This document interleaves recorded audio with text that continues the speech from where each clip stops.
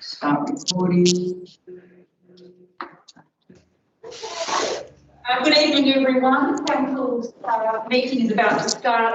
I'd like to notify you all that we are recording this meeting, so please maintain appropriate language. Council would like to respectfully acknowledge the local Aboriginal people who are the traditional owners and custodians of the land on which this meeting takes place. The civic prayer: Almighty God, from whom comes every good and perfect gift, we give you thanks for the blessings you bestow upon us in this Shire. Grant those who hold office in this council the spirit of justice and truth, of wisdom and charity, that mindful of our responsibility and of the needs of those we serve, we may promote the true welfare of your people, exercise wisely and faithfully the authority committed to us, and advance the common good through Jesus Christ. Amen.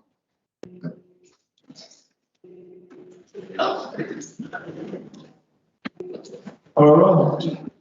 Whatever. Any apologies or legal absence? We have Councillor Foy online.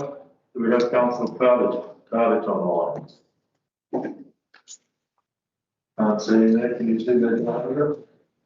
No, he's requesting an apology at this stage. So, okay.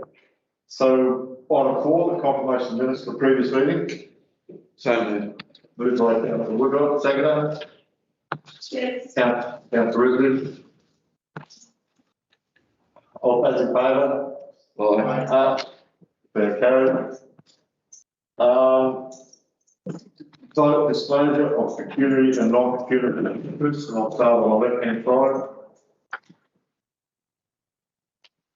Councillor Woodrow. Yes, Mr. Mayor, I have a pecuniary interest in it's 11.7 Mangul Coal Continued Operation Projects, the application and proposed road closure of Wyborn Post Office Road. My employer undertakes work for the applicant, so I won't be taking any part in that. Thank you. Thank you. Any others? Councillor.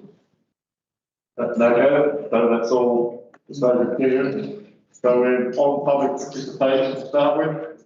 Public participation will be limited to 3 minutes at this stage because of the numbers.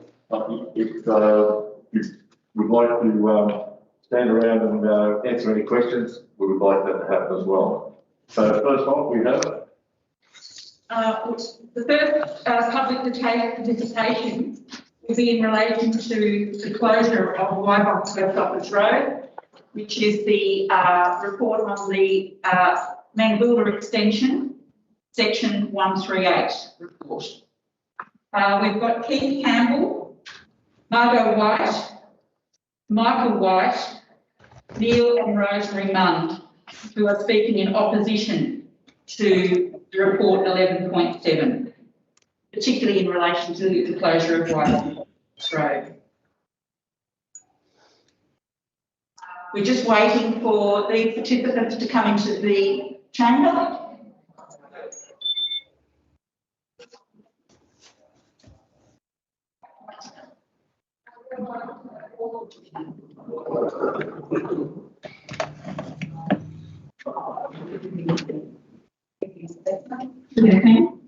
Hello. Hello. Good evening. So who's going to speak first? You are.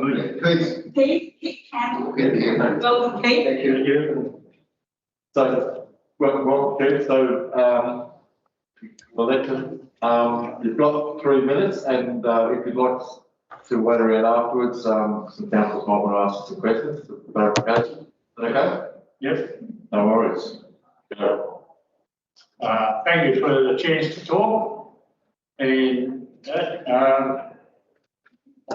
strongly object to the road closure because there is a hub of 3 in there that need urgent medical treatment of their heart problems from time to time. And if the creek is down, and that road is closed, we wait another 30 minutes for it to drive around and come back down Ridgelands Road and get to us. And I think that's health comes before coal, I'm afraid. And also, if they want to do work on that, on the area that they've got, and they want to stop along road, there's nothing wrong with a stop and go on their road so that the public gets straight through at all times. Now that road cannot be shut off until such time as there's an alternate route into the Wybourne area.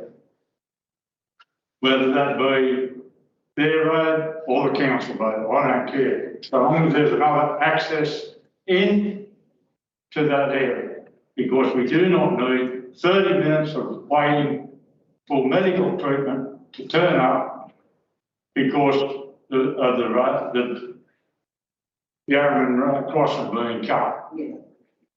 That's about all I've got to say on the subject at this stage.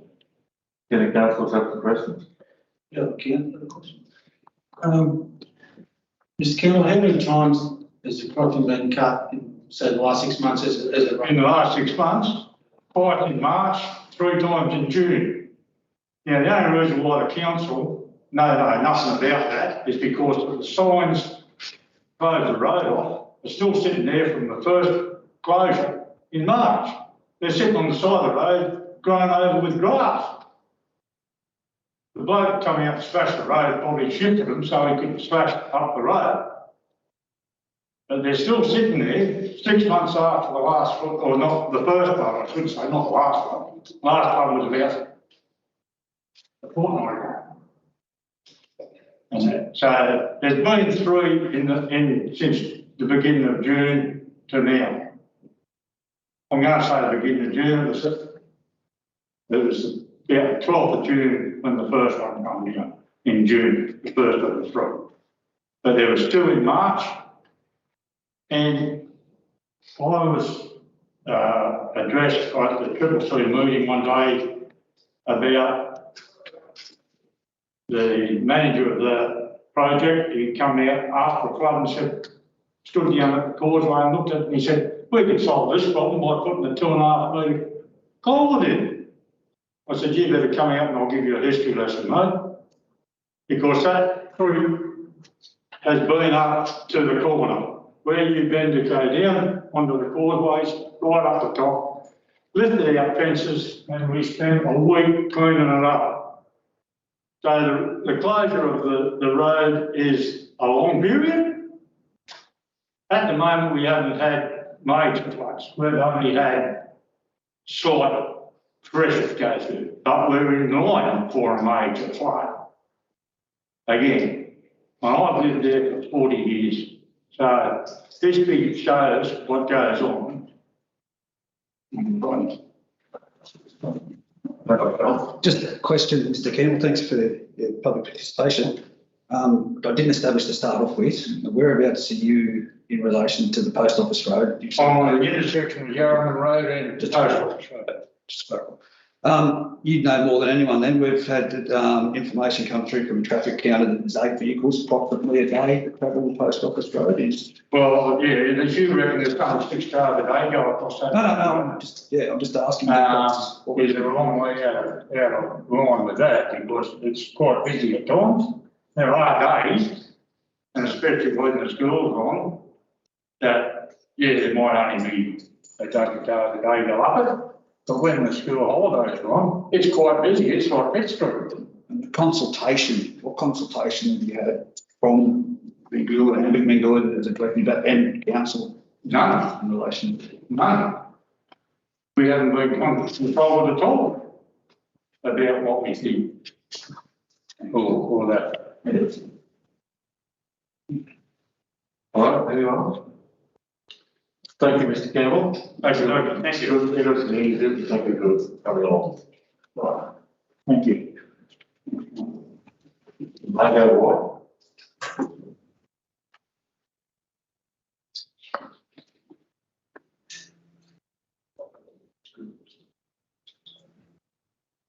Good evening, Mayor and Councillors. Thank you for the opportunity to speak tonight.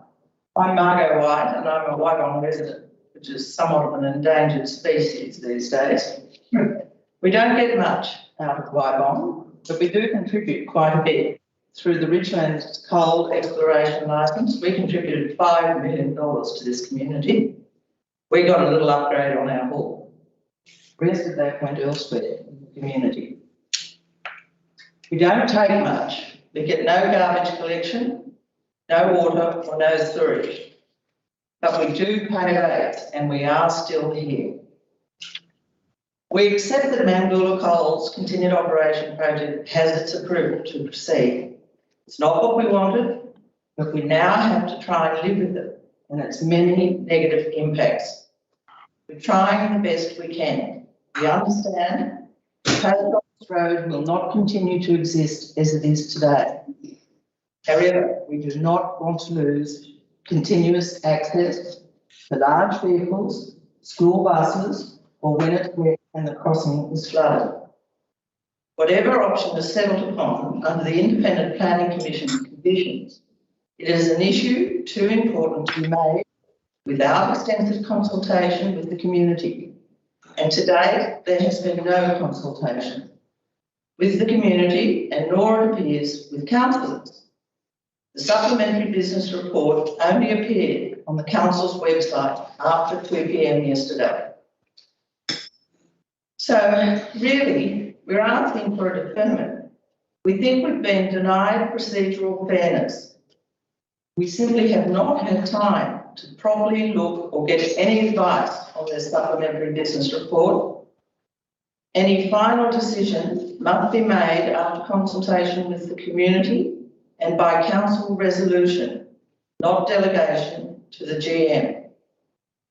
Recognising that the Mine Affected Roads Network Plan adopted by council in 2020 prefers option B. My understanding is that this plan is not endorsed by the state government, so there should be no legal barriers to other options becoming the outcome. We, the community, do not want to have Post Office Road closed before an alternate is built. We are only asking for what those who use Editon Road were given, continuous access. Money being paid now and set aside for purchase of lands or work on roads somewhere, sometime, is not what the community want. Council have already found in favour of the mine those community by closing Wybong Road temporarily, adding 20 minutes to our travel time to the north. Now you are contemplating doing the same by doing the bidding of Mangoola Coal and closing Post Office Road with the promise of sometime in the future giving us back the access Post Office Road provides us with today. Thank you for your time. Thank you, Margaret. Sorry, it's beautiful. Thanks. Councillors, would you like to make your address? Yeah, but if you had a choice, or in your opinion, the residents had a choice between an upgraded Yarman Road and crossing over Wybong Bridge, if that accompanied a delay, and I mean it could be 6 months, 12 months, or an alternative route on Post Office Road, what do you think would be the preferred option? I think actually the community are rather agnostic about which one it is. We just want continuous access.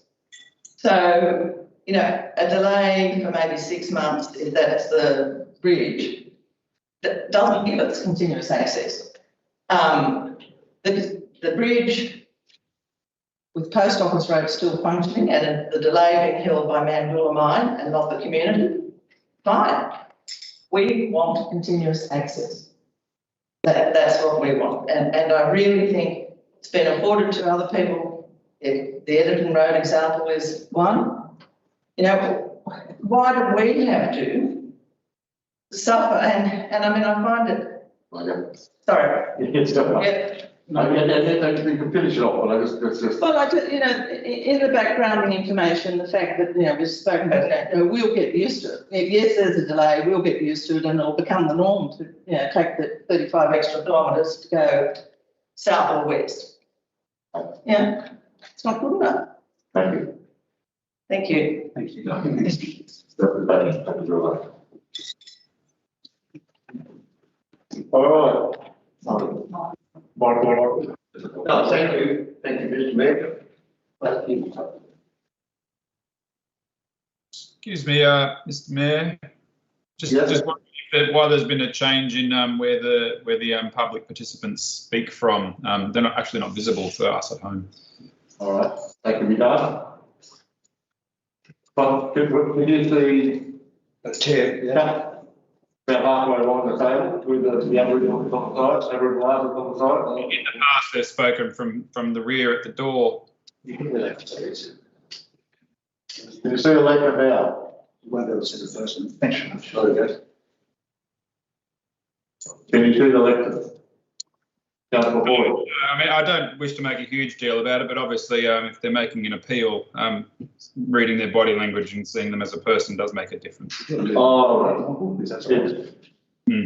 Oh, That's I only saw that. The first person I can see is Councillor Eads. Okay. All right, go. Right, Mayor, councillors, thank you for the opportunity to address you this evening. Michael White's my name. I'm a resident who lives on Yeoman Road. We've lived there since 2002, so getting towards 20 years now. We've tried to live with the impacts of the Mangoola current mine, and there are times where that impact's significant. We were not keen on the Mangoola continuation project and raised what we felt were quite significant objections. But at the end of the day, the decision was made for that project to go ahead, and we've basically got to accept that. We also understand that as part of the Mangoola project, that a portion of the Post Office Road will need to be closed off as part of the mine project area, and we also accept that. So I'm not here trying to do anything that obstructs the Mangoola project, but I'm here as a resident, and as you have heard from from two of the other residents here who have spoken, we've already been significantly impacted out there in the community. And I note that in some of the council submissions during the EIS and project submissions, both to the IPC and to the Department of Planning, the concerns around the community form part of council submissions. Now, as was mentioned, there's just been quite a significant upgrade at the community hall out there, and now we are contemplating in the proposal before you to actually close access off and make it significantly harder to get to that community centre when the creek is up. Now, you will have heard that happens from time to time, and this year we've had a number of events. I thought the number was 4. Keith lives closer than me, 5.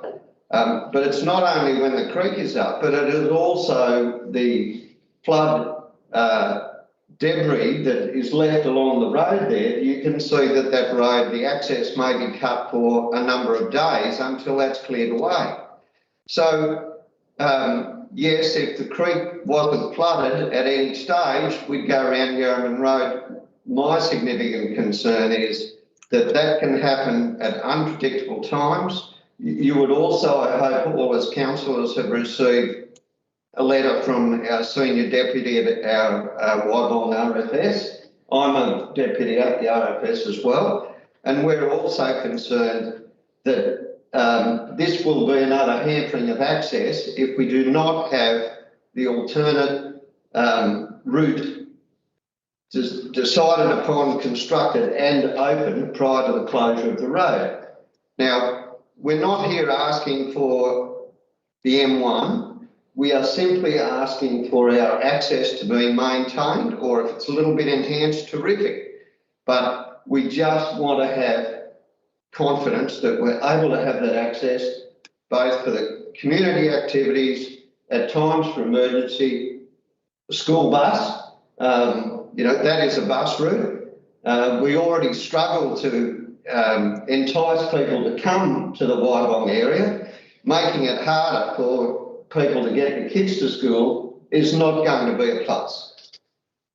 Now, we're told that the Community Enhancement Program, which is what we were told by the Independent Planning Commission and Mangoola, is going to address all our concerns out there and fix all our social issues.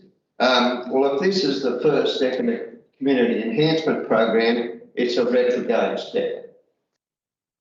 I noted in your document that it said that Mangoola, that prior to closure, Mangoola would be responsible for extensive, I'll wrap up, extensive consultation with the community prior to closure, but with respect, to me that's a little bit like being told we're going to be euthanized and where would we like the needle to be stuck. This is not about the closure of Post Office Road. It's about ensuring that we have continued or improved access. And so I would ask you, please, councillors, to take serious note of our concerns. We are not asking for the world. We are just asking for respect and being cared for. Thank you. Can I just ask one, if that's right, Mr. Mayor? Just in relation to that, and going back to what Pete said, are you saying that the Ridgelands Road actually goes underwater more times on that side of it, on the outside of the Yarraman Road, where the creek is? The Underlake obviously does, but the road actually goes down underwater further? No, what I was saying was that the crossing, I was talking about the crossing. There are other couple of low points, but any interruption there or on Ridgelands Road is very transitory. It might be an hour or two. Thank you, Ezra. Thank you very much. Thank you. All right, next up is Neil and Rosemary Thomas. Not here. All right, so the next one is actually from Mangoola. Yes, so Nick Slater is currently online, and he is also accompanied by Brian Pease. They're both from Mangoola Mine. Okay. So it's similar to Nick. And yeah. 3 minutes. 3 minutes to speak and then available for questions, please. Okay, thank you, Mr. Mayor. I'll just I'll get straight to it. So, consultation with the council regarding the MCCO project's been ongoing since June 2017, and Mangoola's been granted the new approval for the State Significant Development 8642 on the 26th of April. There's currently still 3 matters relating to the project that are outstanding and relevant to this meeting.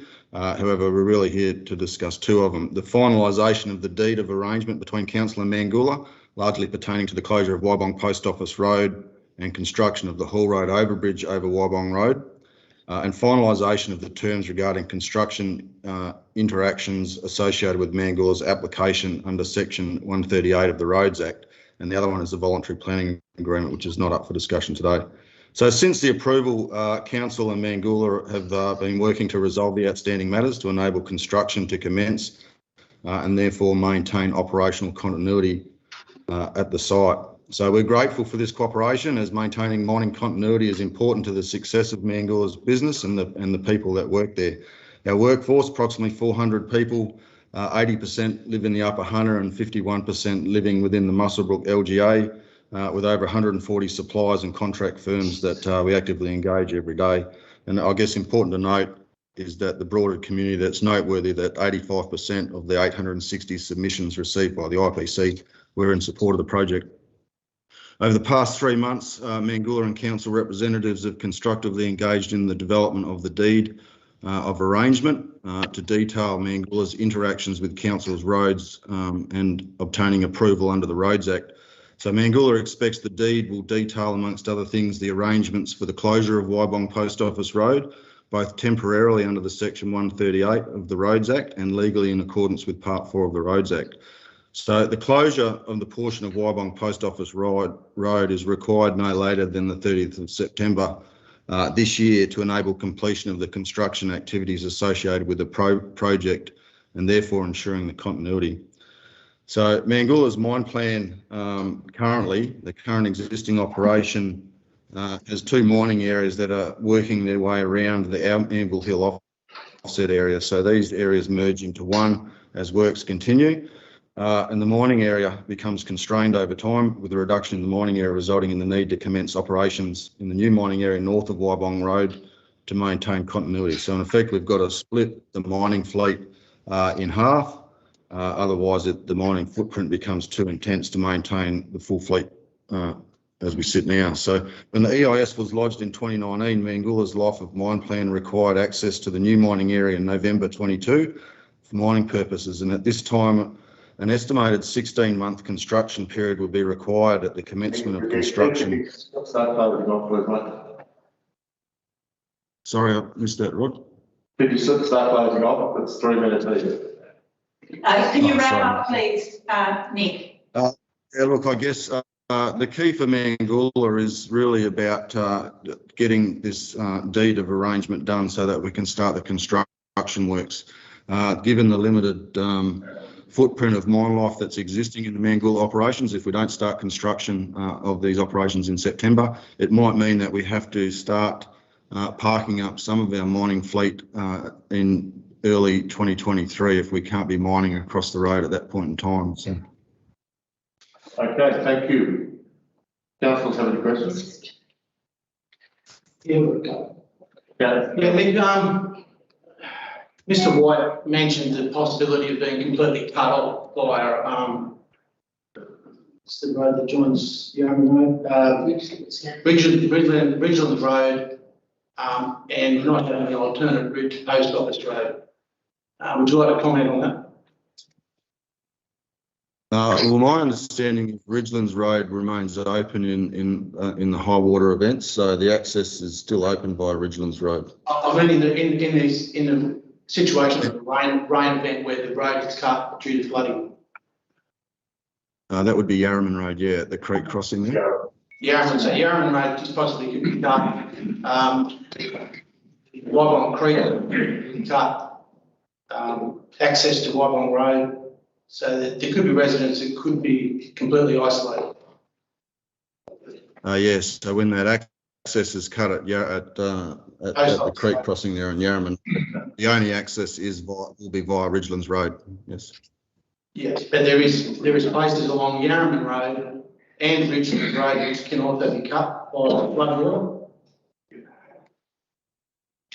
I'm not sure I understand the question, Mr. Reynolds. I think, Second, sorry. I'm trying to explain again. At the moment, there is access via Post Office Road. When Post Office Road is closed, access must be via Yarraman Road and Vigilance Road. Now, those two roads have crossings or causeways which could cause the road to be closed. No, Richards Road, so. No, Vigilance Road does. It does have, well, it has a waterway there. It can get to it. So I'm just trying to outline the concerns of the residents, not only to be inconvenienced, but in a first response situation, be majorly disadvantaged. The other question I have is regarding the urgency. You mentioned the 30th of September as a deadline for the roads for the 138. yes, that's correct. That's in order to start. So there's a number of construction activities that need to take place, and the main ones being the overpass bridge that needs to be started construction over Wybong Post Office Road. So that allows a diversion road that will be used to access traffic along Wybong Post Office Road while we do the construction works of the bridge. So there's an approximate 16-month time frame to do those works.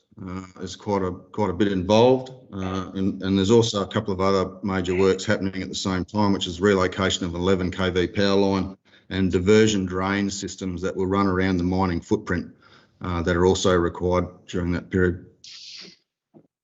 So the consequence of not meeting that deadline would be you said you have to park up mine equipment. So what will happen is if we push that construction time frame out, it's likely. So we're due to start mining over on the other side of the road in January 23. If we push that construction time frame out, then the mining footprint in the existing operation starts getting increasingly intense for the mining operations. So it's most likely, most probable that we'll no longer be able to run the full fleet of gear in that operation. We'll have to park up at least one existing fleet, which is probably somewhere in the vicinity of about 30 to 35 or 40 people. So a 916 excavator and 6 trucks and a few dozers. But given all this, what would you put down to the reason for the, I guess, the lack of consultation with the residents? I guess our submission in terms of the project outlined 2 different proposals. One was the relocation of Wybong Post Office Road, as well as, if that was not the preferred option of council and they were going to adopt the Mines Affected Road strategy, that we would contribute to that strategy. So the EIS and our project was approved based on the fact that either of those options could be adopted by council. Council's since adopted the Yarraman Road and the Mines Affected Road strategy. So that's the strategy that we've been working towards to get the deed with council approved on. Thanks very much. Mr. Slater, just in relation to the timeline in closing Post Office Road in relation to the works that we required, what are you looking at in that time frame exactly? When will... well, in effect, we'd like to close it as soon as the deed is agreed. So that's as early as in September. And that's been in negotiation with council in relation to construction activities and access to that road. So it's not saying that can be pushed out, but at some point in time that road needs to be closed because it sits within the mining footprint. So there's diversion drains and other things that will eventually cut across that road. But we've been negotiating with council to get construction access off one location, off Wybong Road, and that's where we're going to create our diversion around the overpass. But you understand the concerns of the residents, though, in relation to emergency access. Is to be a life-threatening illness, some description that they may be an extra 35 minutes, they're saying, around there. Yeah, I can understand Mr. Campbell's issues there. Yeah. Well, he said if he answered your question, if you understand. Yeah, just. All right. I think that's all the public's participation for item 11.7. Now we've got item 10.1. Thank you, Thank you all. Nick and Brian. If you wish to stay online, you can, but we have a series of other public participation in relation to other matters. So you may wish to excuse yourself. It's up to you. Okay, we'll leave. Thank you. No,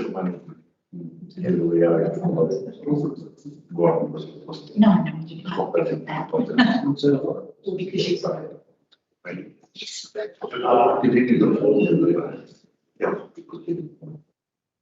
Yeah.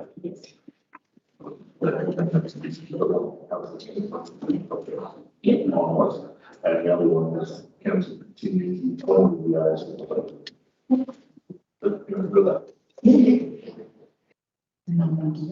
Hey? I'll try to cancel. I'll stay away. Sure. Yes. Just take a seat, will you? Thank you. Council.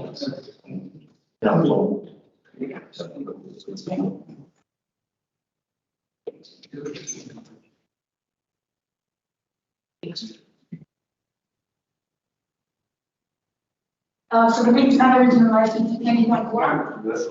And our first speaker, I believe, is Jay Richardson.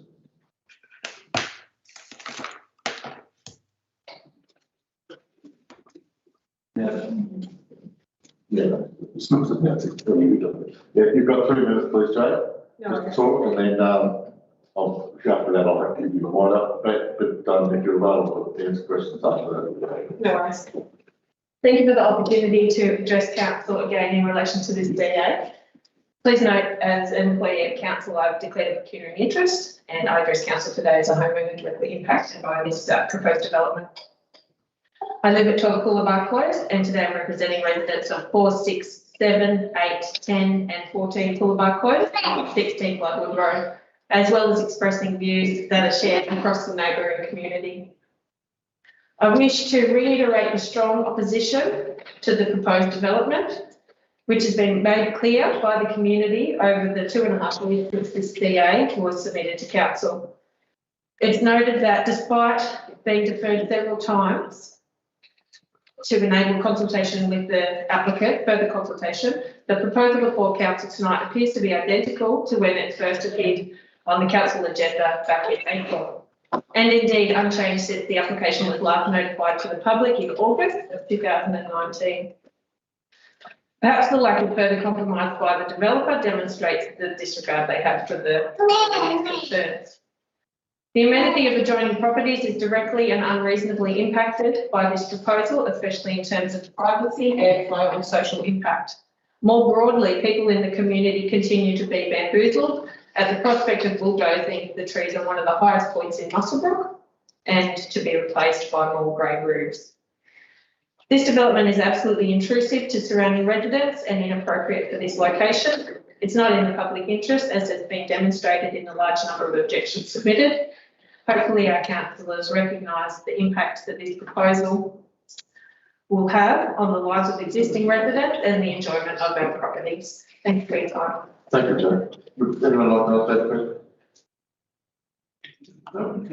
Thank you. Thank you. Yes, I agree with you.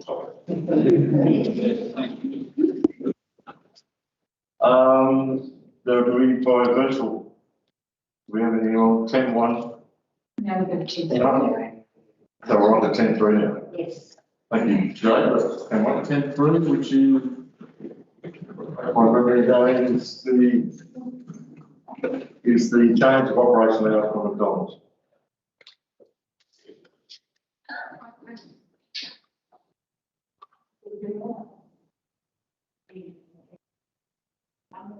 We have to wait for them to change over.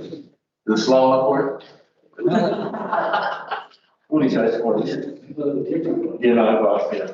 There's no. Is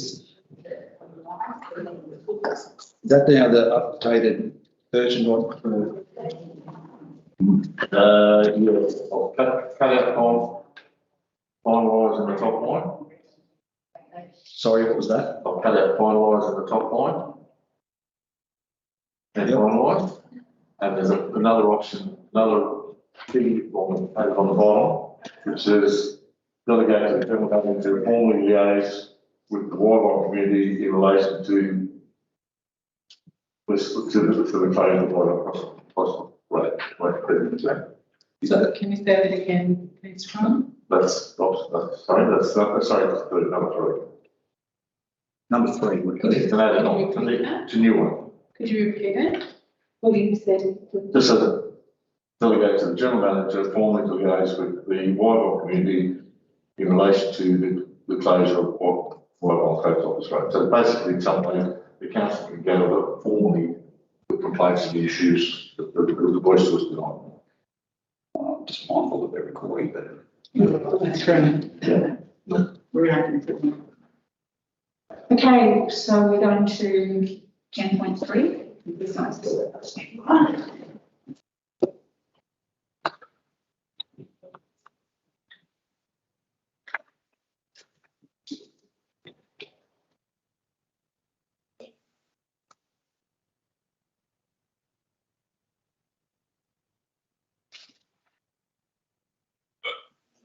So that's just a suggestion.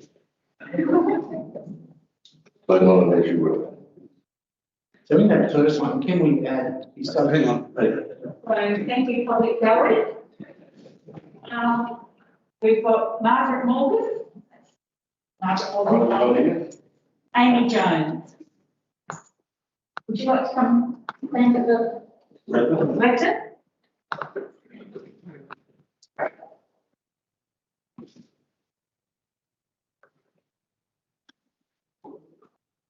Amy, you go for 3 minutes.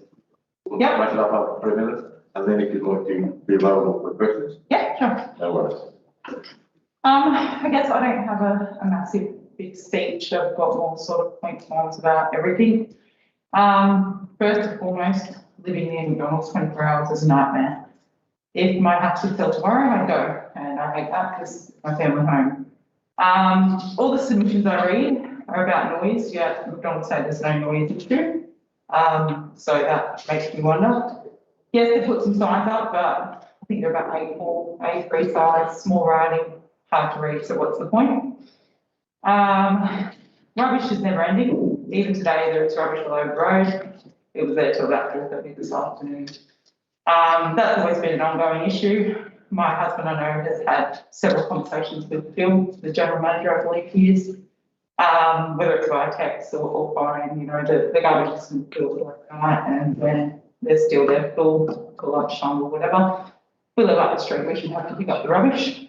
Lighting's a major issue. There's a large floodlight in the car park that shines right up the street, as well as the headlights from the cars when they're in the waiting bay and whatnot. So shine up and shine through my shutters, and I know that a few other people are the same, as you would have seen from the complaints.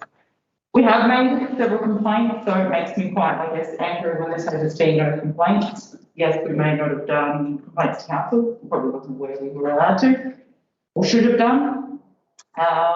We've been filled with false promises that, yep, we'll get on top of it, yet they don't. My son's even, I guess, he has been subject to bullying from other managers there, unfortunately. Being told that his parents are the reason why they can't do 24-hour trading, and so people won't get work, which is really hard for a kid in this town that's, you know, trying to go. Yes, we do make several reports to the police at night time, but the noise that echoes up the street, you know, sometimes it's like the kids will wake up scared because they think there's people in their front garden. You know, they don't realise how much it echoes up that street. You know, and I'm sure other neighbours probably feel the same. Racing in and out of the car park, burnout, it's just like a rally area, basically. They do a big lap around. Look, there's plenty of things I can keep going through. I've got pages, but I'm going to wrap it up. So basically, it's a nightmare. it's everything they put on paper is not what they actually do. And we're against it like every other year we're against it. Thanks, Amy. Any further councillors? Councillor, Just in relation to the complaints, you said have been made, you've complained to McDonald's and the police, so. We've done online reports, and when you tick that you want them to contact you back, you never get a phone call. My husband's had several conversations, even went down with Phil at McDonald's. And yeah, we rang up like the local area police and say what's happening, and we get the response, we'll put the job on. Yeah, what made it? It's just that with the information that we've got that says that there hasn't been any complaints, and you have to record if you're. Okay, I'll go through phone records and then emails when you get that automated generated. I don't have it on me, but you guys have some form of record.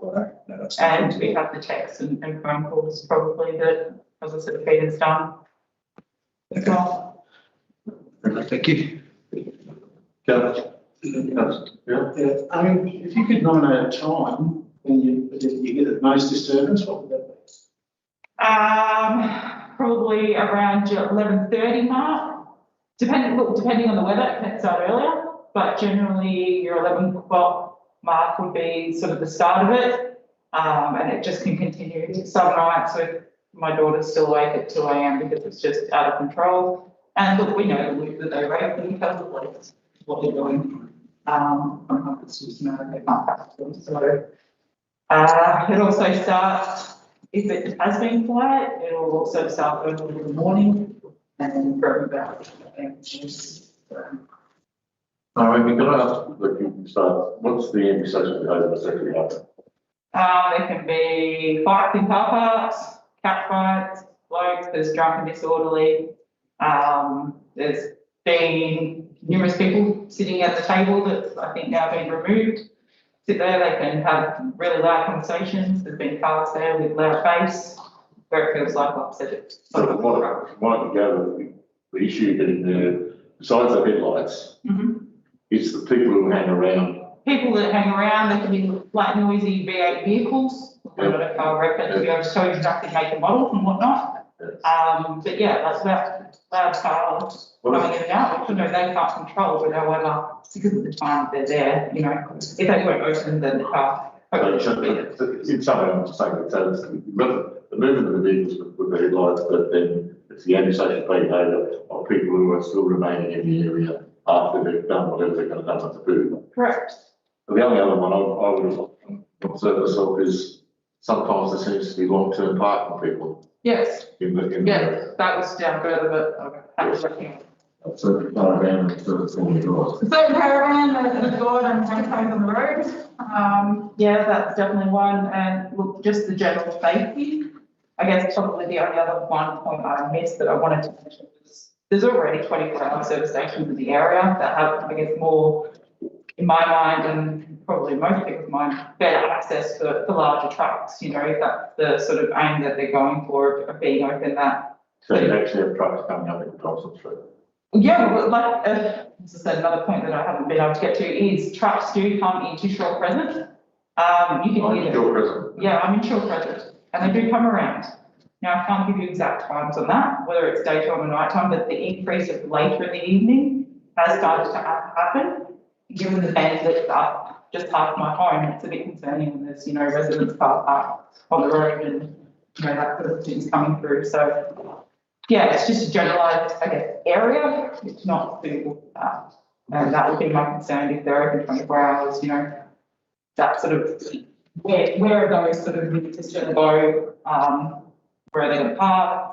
Are they going to be left idling, creating more noise? Are they, when they start that up, is that they're going to disturb it even further? Which is, I know, probably something they can't fully answer, but they don't have it. Yes, Councillor, have any other questions? Thank you, Amy. Thank you.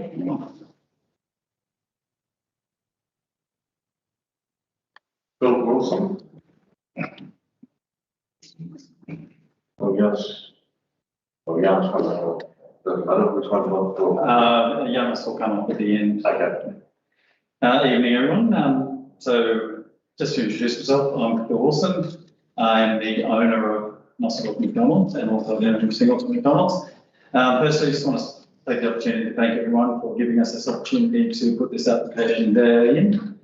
I have a little bit here, so I'll just read it directly. As you're aware, McDonald's have utilised the COVID-19 ministerial order to explore operating outside the regular trading hours over the past year. This has provided an informal trial opportunity to understand and see the first-hand benefits of extended trade. During this first 9-month trial period, it has been demonstrated that Muswellbrook McDonald's has provided ongoing safe late night and early morning service to the local community, which has enabled an additional 15 new staff have been employed over this period of time. Furthermore, it is emphasised that the police referral response supported the application and highlighted that there is a link between a reduction in antisocial behaviour and the store's increased trading hours. We appreciate Council's emphasis in the past has been understanding the levels of community engagement. And again, I'd like to highlight that we did do the letterbox drop prior to the 24-hour application and providing the community with an outlet to come to us. And as you know, we didn't receive any further feedback from that. And the council obviously received 4 submissions. So I just want to address some of those issues that were just addressed a minute ago. Rubbish.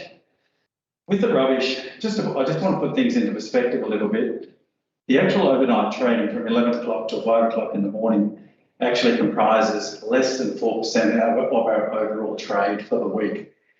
So just to make that clear, we have very few people going through that time of night. Some may argue why you even open at that time, why you even putting a 24-hour application in. The way McDonald's operates, it actually works well for us that we do most of our cleaning at night time and we provide a service for the community. But primarily, we do a lot of cleaning in that time. But just to address the rubbish, we do actually do 5 major pickups a day. We do one first thing in the morning, we do one at about 7 o'clock, and then we do them throughout the day. So we do have what we call a litter patrol, and that is actively done. And just to address the comment that was made about being contacted about the rubbish, yes, Mrs. Jones is actually correct. My number was given out, and I started to not take notice of the calls that were coming through about the rubbish, because every time a little piece of rubbish was put on the ground, I was actually notified that there was rubbish on the ground, and it did get a little bit out of control for a while. The second thing was the picnic table. That has been removed, and as mentioned, that was probably a bit of a gathering place for the youth. We removed that. That's now gone, and I think I just refer back to the police report that's actually stated that antisocial behaviour has decreased in the time that we've actually been open. We see being open 24/7 as a very positive thing for the community. It's safe, we're open, the lights are on, there are people there, the police are there. The police are visiting us at early hours of the morning. The signs, yes, as per the last meeting, we increased all the signs, that is correct. Deliveries were all taken out, so nothing is coming before about 6:30 in the morning now. There are no deliveries happening. And we've also made sure that our crew are arriving respectfully and going around the back of the store, coming in the front, which shouldn't be upsetting anybody. So look, just to summarise on that, you know, as we previously advised the council, we are committed to the community. You know, we are committed to making sure that this works well.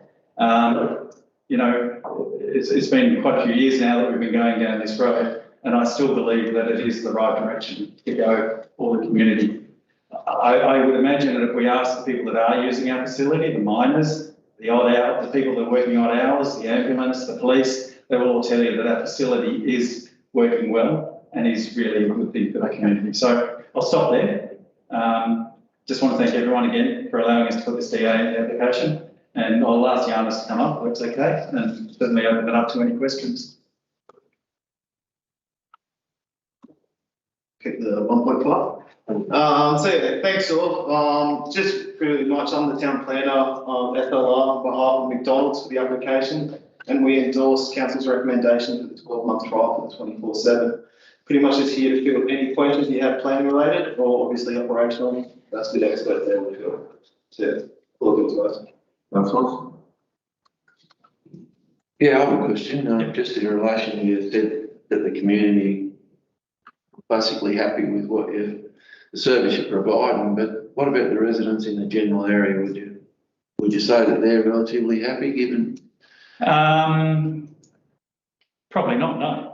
to be totally honest. But I'll be honest with you also that I wasn't involved in the planning process that put McDonald's there in 1989 either, and then deemed it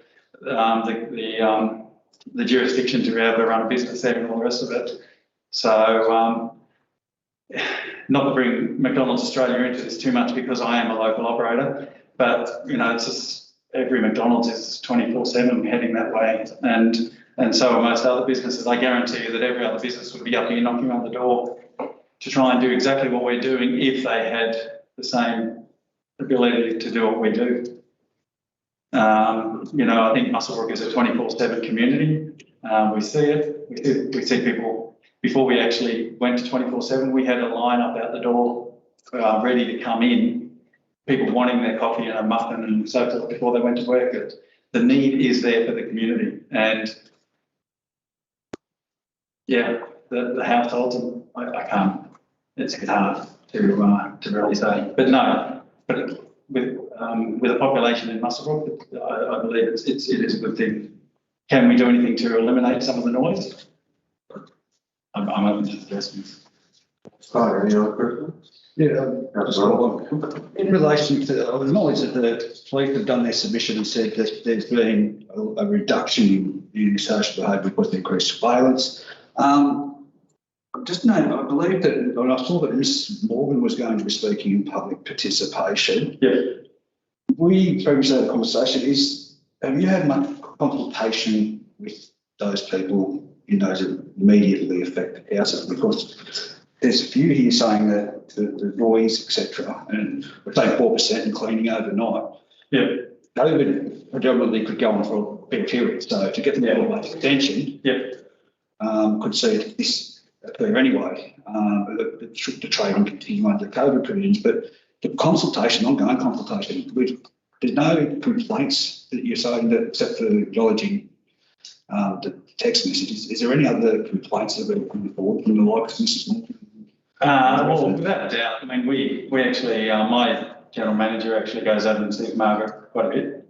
But I don't think there's, look, to be totally honest, I don't think there's anything I'm going to be able to do to sway her. I mean, but the way that are there ongoing, are there any other complaints? No, I can just jump in. So I guess, and I think Phil mentioned it when he was doing speech before, and we appreciate from council's discussions, you know, this is the first extension of our application with Muswellbrook McDonald's. Community consultation has been a key piece that your councillors are concerned with, and that's why we, you know, Phil and the McDonald's team made sure that before they went 24/7 that they did a letterbox drop to the residents. Now that provided Phil's contact details, gave people an opportunity to speak directly to the store manager. How those residents were predicted was actually based off the residential receivers outlined in the acoustic report. So the ones that were most likely to be impacted, they were all contacted. And I guess from there, we know McDonald's have given the opportunity for the residents to speak. And that time, there's been very little communication back. So in terms of complaints, there's not very much, and it's been registered to in your own council assessment report, but there's been minimal complaints received during the extended trading period.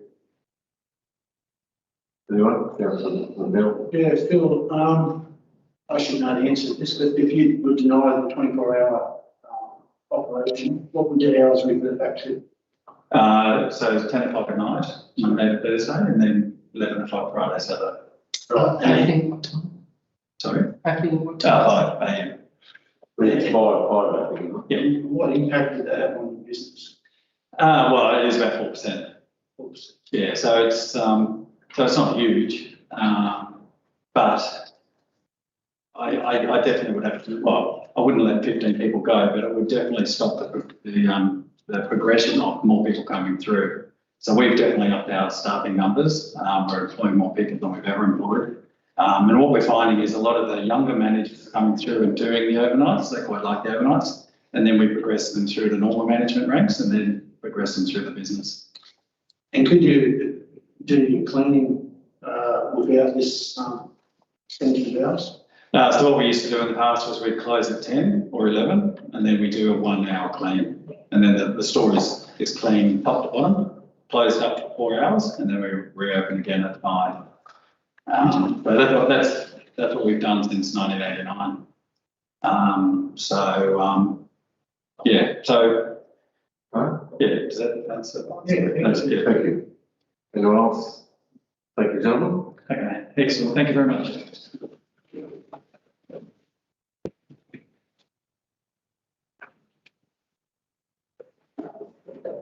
So, resolution on presentation? Yeah. So, Merriman? No? General business? Nothing, general business? Any business arising? Nil? Okay, we're on to 10.1. This is the I would like to propose a motion that says that we refuse application DA 2019-2 for the following reasons. One, pursuant to section 4.151A, part 3 of the Environmental Planning and Assessment Act 1939, the proposed health development is incompatible with development controls and objectives of section 631, topography of the Muswellbrook Development Control Plan that relate to the extent of cut and fill permitted for residential development. Part 2 is pursuant to section 4.151B, the proposed development would have a significant adverse environmental impact on the amenity of adjoining residential properties by way of visual, privacy, acoustic and social impact. Part 3, pursuant to section 4.152C, proposed development is a development unsuitable for the subject site. The steep and undulating topography of the site is not compatible with the proposal, and the reshaping of the site and its development is considered to result in adverse environmental impact. Part 4, pursuant to section 4.151E, the proposed development is incompatible with the public interest. The proposed development would have significant adverse impacts on the established residential properties in the development locality and would detract from the regional centre character and livability of that residential precinct and the Muswellbrook Township. Yeah, I'll second that. Do we have a seconder? Councillor Reynolds? Do we have any discussion in the contrary? So I'll put the matter. All those in favour, raise your hand. Councillor Foy? Yep. Yes, so that's what have we got? 4, 5, 6, 7, that's 8, 4. Councillor Bear. Sorry? Yes, it's unanimous, what's here. All right, on item 10.2, which is DA 2020/133, which is the backpackers accommodation at 14 Hayden Street, Muswellbrook. On this item, I'd like to move So we have an officer's recommendation. And Councillor McNeil? Yeah, I'd like to move with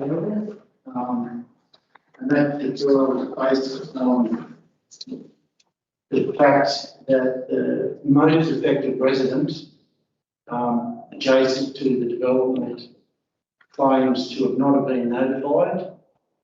Whether that's at fault of council, the resident of Australia Post, I guess is impossible to establish. However, being really the most affected and probably the only affected resident, I think it would be inappropriate to approve this DA without giving them the opportunity to make a submission to council, especially given the extent of overshadowing. Yeah, Councillor, you're talking to your motion. No, I thought good point. Do we have a seconder? Councillor Reynolds? Yeah, the reason is, as I just explained, sorry about that. And also the fact that, to me, I disagree with the council officer's view on the reasonability of overshadowing.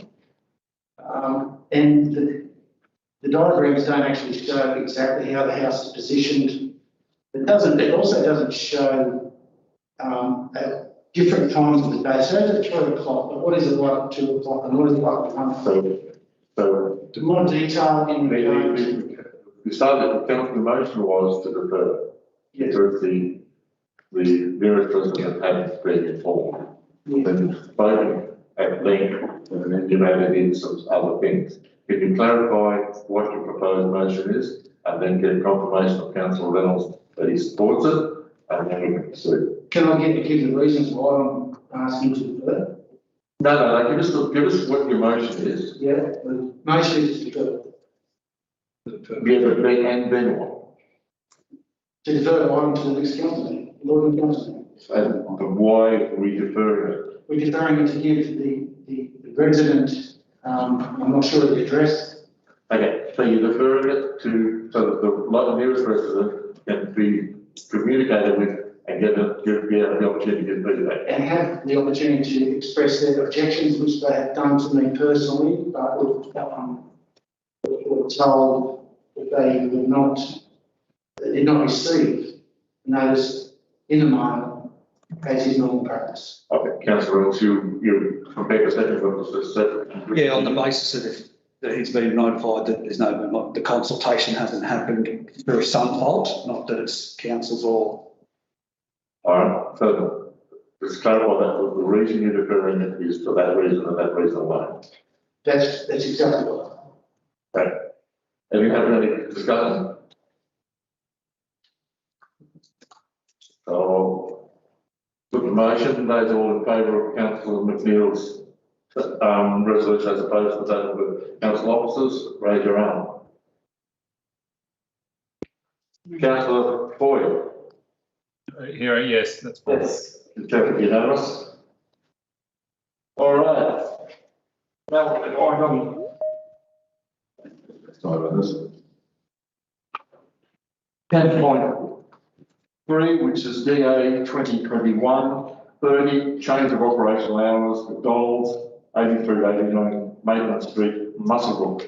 We have an officer's recommendation, which is to approve development application to be approved 7 days a week, 24 hours at block 101 DP 1266515, 8389 Maitland Street, must be approved for the trial period of 12 months, subject to the conditions of Appendix C of the report. Is everyone comfortable with understanding that's the officer's recommendation? Do we have any discussion or supporting? Can I speak on that one, Mr. Can I move? Well, I didn't want to do this, but I moved to defer it based on the fact that, sorry, if I can, there was conflicting, just in the light of what we've heard tonight and the information that's come to hand in relation to there has been complaints, there hasn't been. You want to defer because you believe there's conflicting information? Yes, yeah. You have a second to that. Councillor McNeil. Do you have any contrary? Sorry, could that be repeated, please? It's coming across a little bit blurry. Sorry, Sorry, Jason, just in relation to that, I said move to defer it. I did want to, but just in relation to tonight and hearing that there's been conflicting information, I'll speak to it after that. Yeah. So is that in relation to the complaints not being responded to? Well, I can't speak to that, can I? Well, yes, you can say. Oh, yes, in relation to the complaints, there's been multiple complaints. That we had conflicting information in relation. My thing is that the COVID-19 period could be for 12 months, Jason, and we could be, it's not 1 month is not going to, or even 2 weeks if we've got an extraordinary council meeting coming up, to have that time, to have that consultation. We have Mrs. Morgan to speak here, who's done and for whatever purposes, she couldn't be here, but they've done a proposal, and I was aware that Mrs. Morgan was in support of the McDonald's, but there's a letter. Yeah. All right, so councillor, you've put your motion to defer because of the conflicting information. Yes. Councillor Waker Plains, you have a second, which is Councillor Neil. Councillor Neil, do you wish to talk to the motion? No, I think that it doesn't seem to be affecting the business, and to get clarity of information, I think is very good. Do we have anyone wish to speak against the proposed motion? I don't think it necessarily has an impact on the business or the timing of everything here, so I'll prepare to put the motion up. All those in favour of Councillor Reynolds' motion? Aye. Very unanimous. All right, so next one is 10.4, which is the DA 2020-82 commercial beer garden, Royal Hotel, Bridge Street. Bridge Street, it's 10 there, Bridge Street, Muswellbrook to be approved, subject to the conditions in Appendix C. I support the motion. Councillor Reynolds, you propose it? Yep. Agree with the motion? Yes. Councillor Reynolds agrees, Do we have a question? Sorry, okay. Councillor Reynolds, that's seconded the motion. Do we have anyone who wishes to speak to it? I have a question. Yes. Just in relation to the removing the parking space. Yes, sir. Council officers have said that it's not the methodology behind it, why it's not an impact. Yes, thank you. Yep. Council officers will be, You need to speak up. the council officers will reduce parking space. I've entered into an agreement with the proponent for $9,000 contribution to car parking. Thank you. Thank you. Anyone wish to ask a question or speak?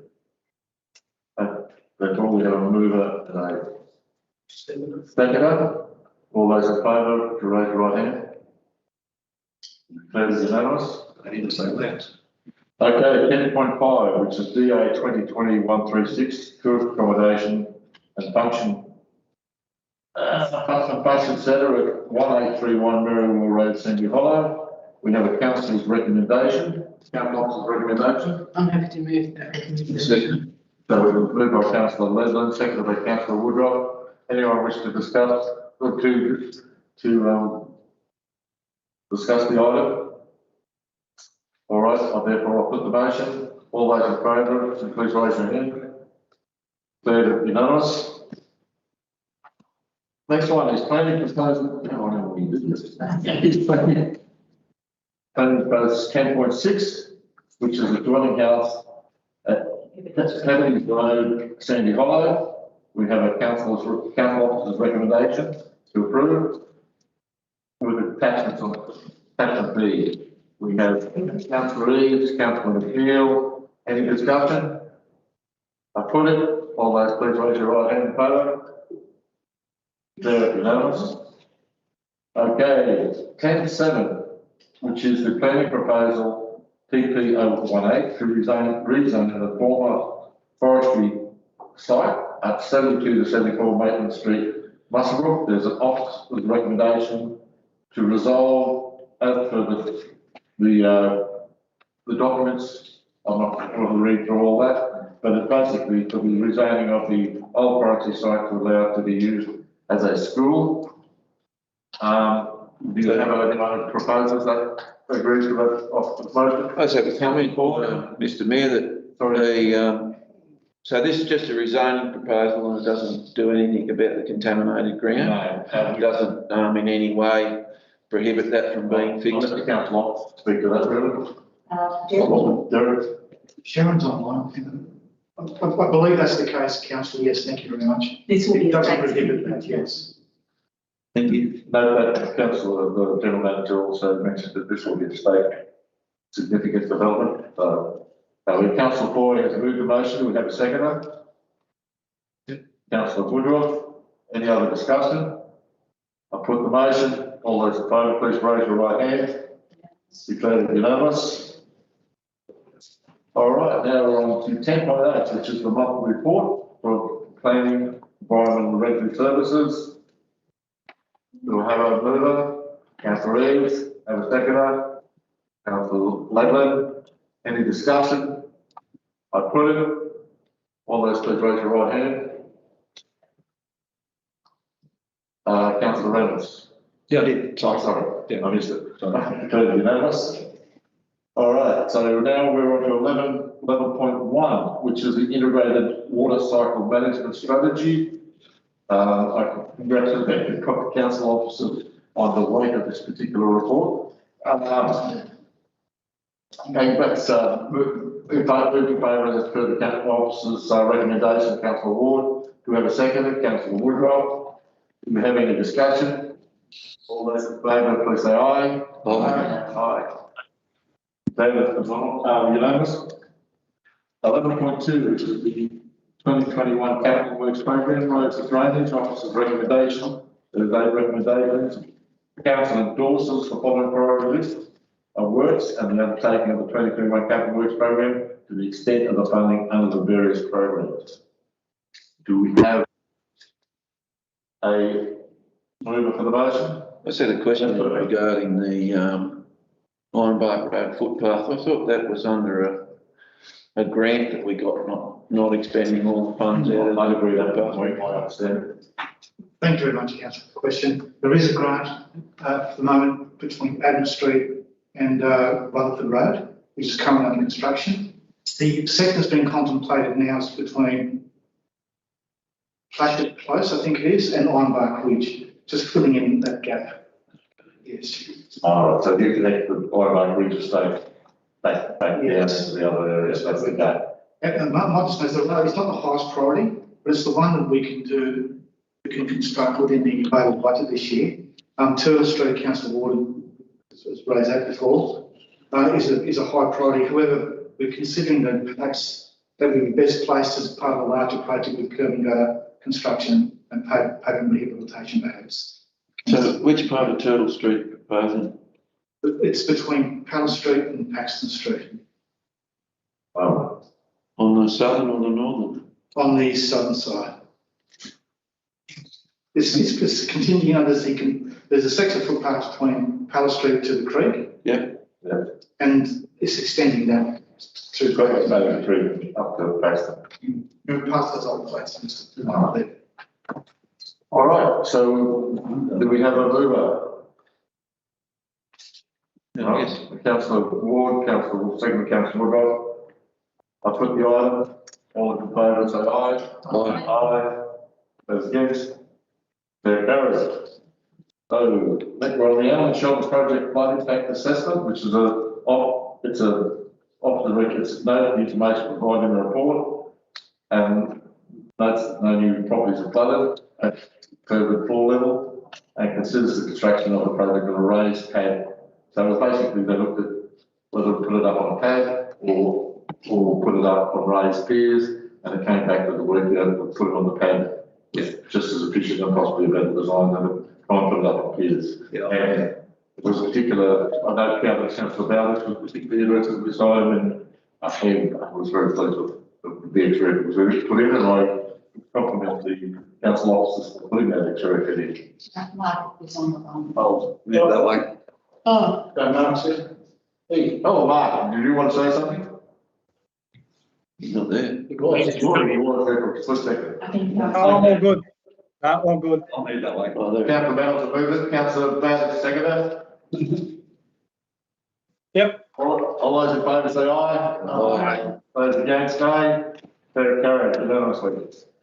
So the next one is the major project status report. Councillors, to notice the information contained in the report.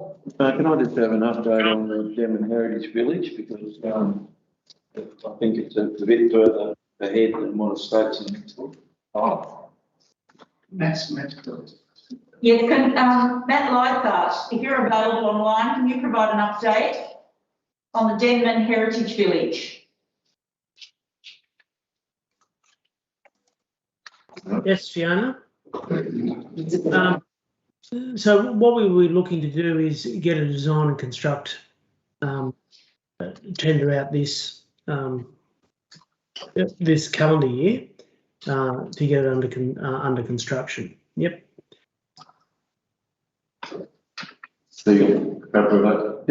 Yeah, just the report still at the last stage and not at the current. All right, so we're all right, that's moved by Councillor.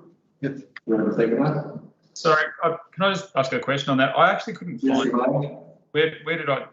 what have I done wrong? I couldn't find that one. It's It's 309 on the paper copy, Jason. Yeah.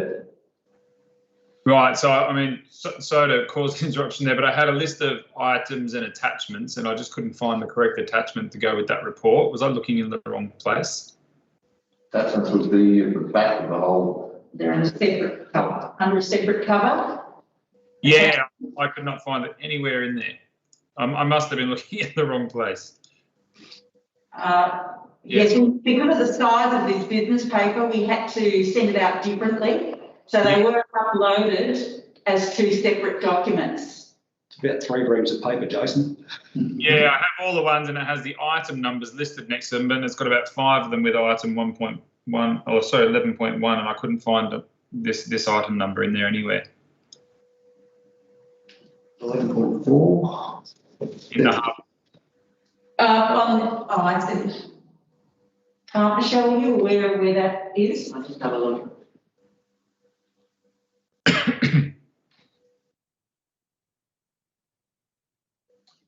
I do apologise if I've missed it or looked in the wrong place. Is there a particular item, Councillor Foy, that you want to ask a question about? Well, I always like reading that one to check on the status of the entertainment centre. Yeah, and I couldn't find it. That was all. No, that's okay. Matt, can you provide an update on the entertainment centre? Yes, so we've the project team has responded to the RFIs from our planning team and the regional planning panel. So that went in earlier this month. The project team, we think we have adequately addressed all the issues. One of the big issues was around the property tenure arrangements, which we've dealt with. So we're hoping that the planning are going through some notification and a process now, and then we'll get an opportunity in front of the regional planning panel in coming months.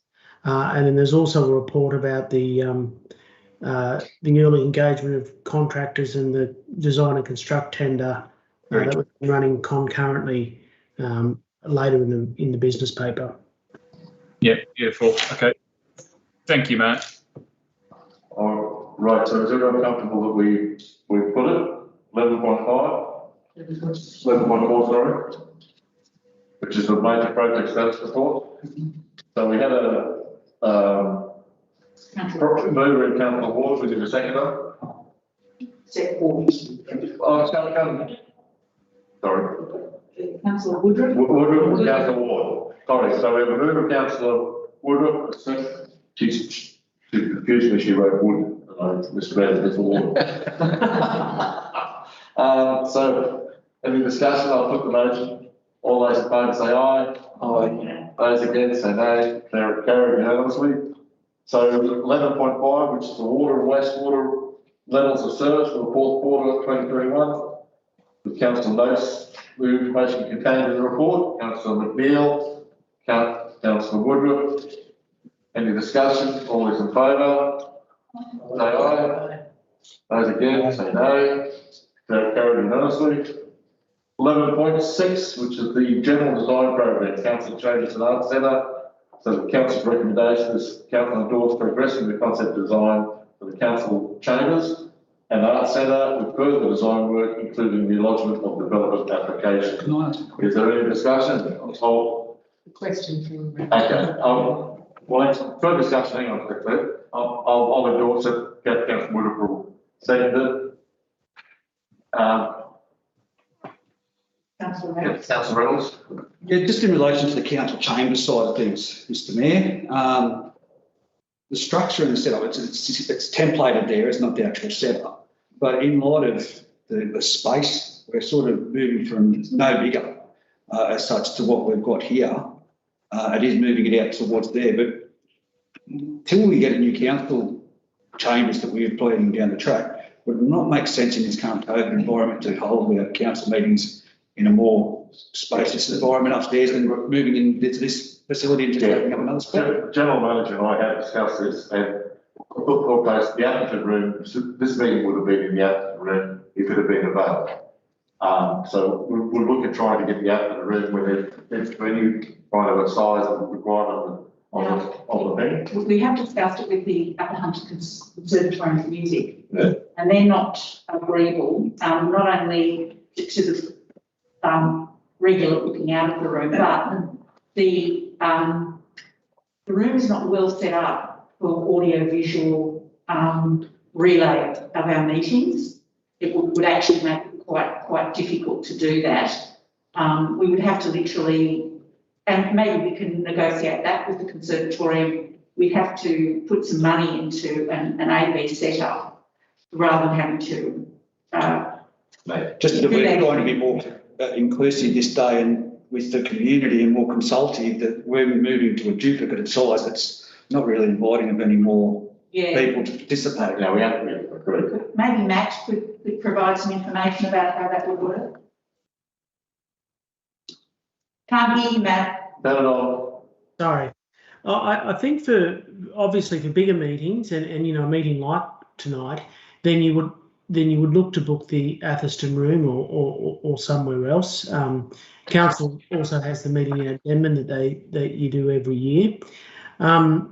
But for meetings where you don't have a lot of public participation, essentially it's the same space that you've got there, but what you will have is you'll have the addition of breakout spaces with the two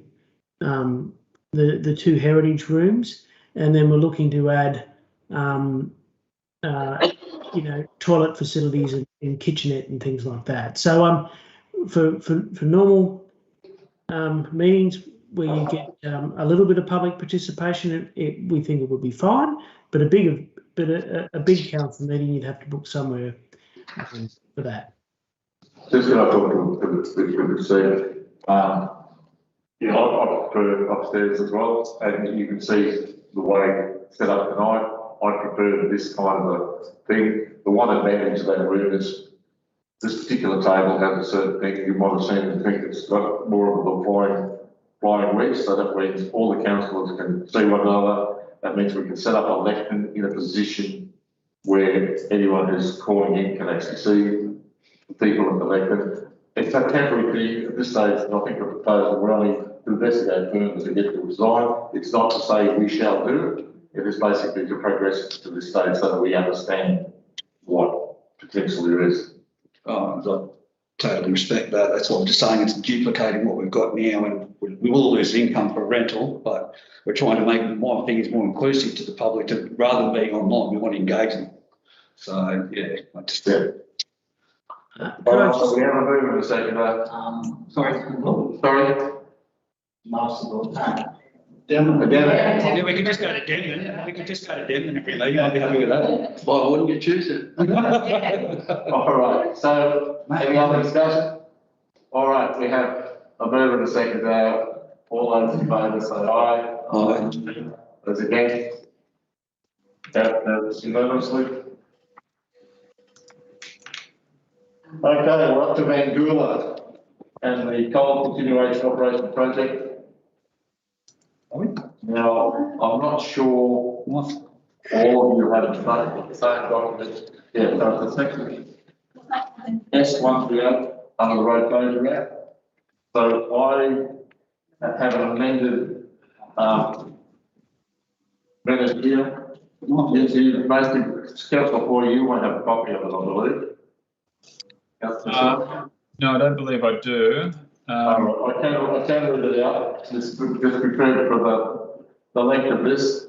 Okay, so officer's recommendation. Delegate to the general manager the authority to negotiate the Wyong Road overbridge work study as outlined in the report, and that the deed be subject to further report to council for council consideration. 2, delegate to the general manager authority to continue to negotiate and sign the S138 Roads Act 93 approval, generally in accordance with the draft special conditions set out in the report. A, the consent be provisional on a suitable form of security be agreed with the general manager prior to the commencement of construction of the mine-owned asset infrastructure within council's road reserves and the use of council road reserves to access the construction flow. B, as outlined in the draft special conditions. Insurances, detailed design and traffic management plans are to be submitted and certified by suitably qualified consultants and accepted by the general manager. C, the consent be provisional on the special conditions, including the condition that the physical closure of Wildlife Post Office Road is not permitted until safety upgrade identified in the road safety audit for Richards Road between Wyvong Road and Yarraman Road are constructed by Mangoola Coal to council's satisfaction prior to the physical closure of Wyvong Road. And there's an added one which won't be there. Delegate to the general manager formally to liaise with the Wyvong community in relation to this the closure of Wyvong Post Office Road. Can I ask, can you speak to that, William? Oh, well, I'll put it up. Do I have a second? I'll second it for the. Second, Steve. Okay, now. Just for the purpose of. Yeah. You speak on behalf of it? Councillor McNeil. Right, I'm hoping that we could actually get an explanation before we move to the second. I'd like to talk to it if you like. That's why I've asked him to speak to it. Sorry, I seconded the provisions for that. Right. I'm sure there's the residents that are out there that are very interested in understanding exactly what this means. Foremost, does this motion rule out the possibility of a diversion? The diversion, as in a replacement post Wyvong Post Office Road. The diversion, nice. The diversion as the second option in the DPIE conditions of consent. We either a diversion or I think equivalent funding for the upgrade. I think that's still on the table. Would I not be correct in saying that it's up to the general manager?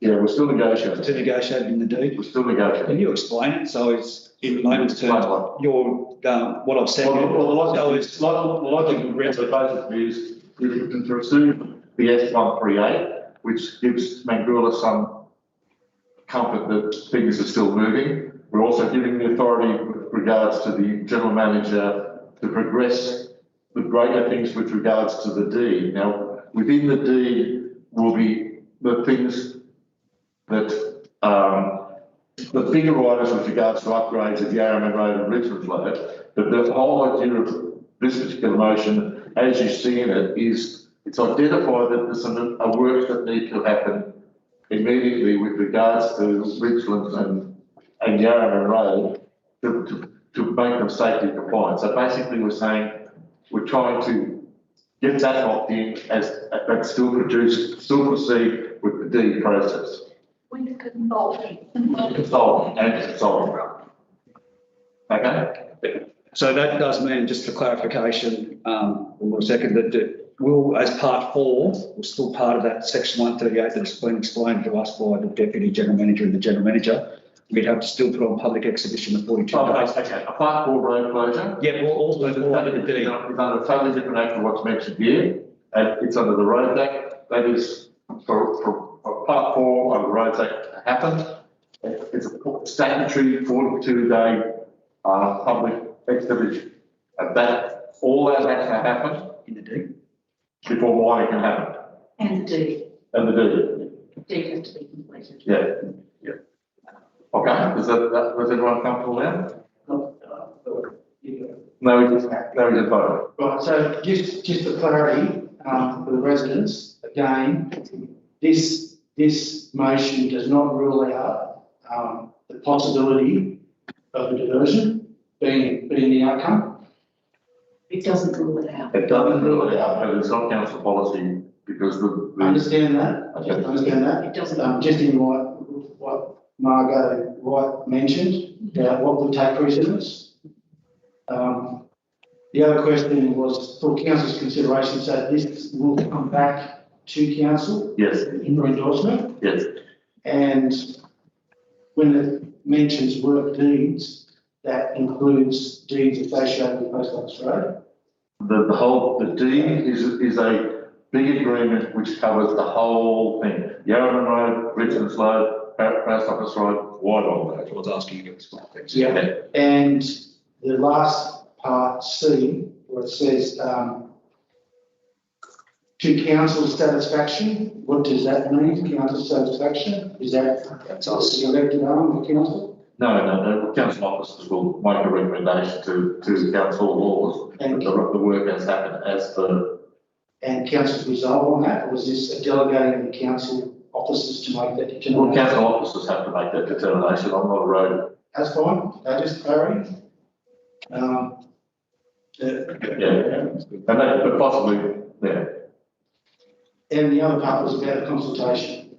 So can you read that one more time? Delegate to the general manager, formally liaise with the wildlife community in relation to the closure of wildlife post office road. May I have a further question on that? What does that mean to formally liaise? Basically, where I'm coming from with that, Jason, is we've had a situation tonight where the people have spoken to us in open forum. The only other forum they've had at this stage is by sending us emails. It's basically putting all their concerns and things together and then actually being formally replied to. Right, and does that mean a proper consultation process, like Meeting. meet with them, and those concerns are then summarised and put in the report? Is that right? Yes, that's right. Thank you. But also, am I wrong in thinking that it would have also taken into consideration some of their requests, like their big request earlier today in their representation? Yeah, that's really cool. Yeah, it's formally liaised. In relation to continuous activity. Yes. In before voting tomorrow. We'll have to come before council again, yeah. Yeah. Okay, so I've lost track. I think I've put the motion up because I have to read it. Got a councillor. Chair, sorry to be a pain again, but when the formally liaise, does that involve a formal written notification of the proposal as well? No, that's just with liaising. That's finding out what people think and formally recording what their people think and addressing their concerns and giving them feedback. What point are they notified that it's going to happen so they can officially form an opinion before they're liaised with? I think they've got their opinions. We just want to formally gather them and be able to formally gather them, record them, and address them. And what if you put the S138 on an exhibition so that they can actually add that? That's the question I'm asking. We can rock up to the community hall, and how do we know? How do I know that they know they've had time to consider what they're giving feedback on? Formally. On an exhibition. Derek's answered that in the debrief if you want to. I think Derek answered that in the debrief, and probably in relation to this 138 goes on public exhibition.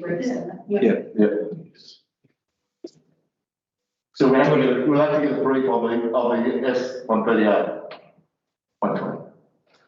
Sorry, I couldn't hear that. So we'll have to be briefed on the 138. They will? We will. We will, yes. Now, Derek will talk. Thanks very much, Councillor Boyd. So I think Shane would instruct staff to liaise formally with the residents. Yep. We would use that in the decision-making process with the deed, bring it back to council for council to consider and decide upon that. And there will be an exhibition period. Yes, of course. That's what he was That's sort of what I'm asking. When are they formally written to or notified that this is happening, or that this is being proposed? Yes, that's right. Yes, they'll be formally notified, and general managers are committed to meeting with them as well. Thank you. That's why I inserted the word formally into it, Jason. Yes, I mean, but it did only say liaised, and I was trying to clarify at what point they were formally notified and then liaised with. Okay. All right. We have a motion. All those I'll put the motion. Ward. Ward. Okay, all those in favour? Aye. Say aye. Aye. Okay, very unanimous. Could we invite into the town? Yes. You've got a couple of things.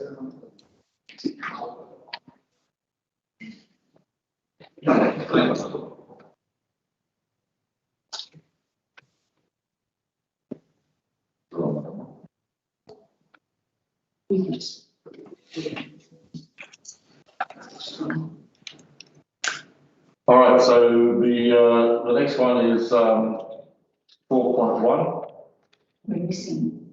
We've got to go on. Reynolds, councillor Reynolds, is he? What happened to Councillor Reynolds? He's outside. He went to get a move. Didn't he say he had a conflict or something as he went? I don't think he could have a conflict on. No. No, I think it's just choosing not to be in the meeting. Oh, okay. Fair enough. Can we convey that Councillor Reynolds has Yes. left the room? All right, so we have 12.1, Emeritus Mayor Officer's recommendation. Council recognise the long service provided to the committee by the former Mayor Martin Rush by granting him the title of Emeritus Mayor. Approved application to be made to local government which requires to have previous Mayor Martin Rush named as an Emeritus Mayor included on the honour roll. We have a mover, Councillor Ward, Councillor Woodruff. Any discussion? I put it, all those in favour say aye. Aye. Those against? So what was yours, Councillor? Okay. Right, okay, so that's called by Councillor Reynolds. Do we want to let Councillor Reynolds know that if we'd like to, we can come back into the room?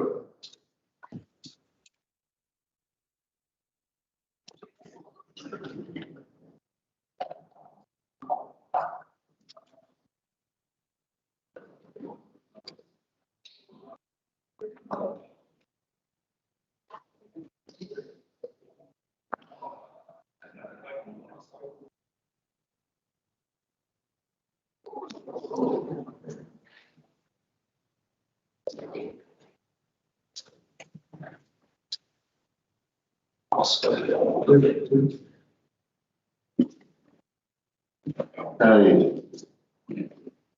12.2, the council's members of the Hunter Joint Organisation. The officer's recommendation is Muswellbrook Shire Council remain a member of the Hunter Joint Organisation Council. Council notifies the HCA that after reconsidering the decision made by MSC on the 25th of August 2020, it is now decided to remain a member of the HCA. We'll have discussion. So what have we got? Do you want to? I'll move that Move motion. it. Move Reynolds, seconded McNeil. Do we have any discussion? I'll speak for it. No. But you're first, right? No, I've moved it because I support that. Yeah, well, I support the, especially the, in relation to, Sharon Pope's address in regard to the training, which is not available, I'm led to believe, easily from alternate sources. Economies of scale, mentioned by Mr. Finnegan, and as Councillor Reynolds has alluded to previously, it's not a great amount of money. So. All right, I'll please in the meeting. Someone Councillor You mentioned earlier you spoke to James about it. Is it James. Go, James. No. And then last time we voted to go against this, it was because of that committee that they were putting. Committee for the Hunter. But he said tonight that he no longer, they have nothing to do with that. They're not part of that committee anymore. I think that, I don't think the position's actually changed along and just never, I don't know. They've never remembered.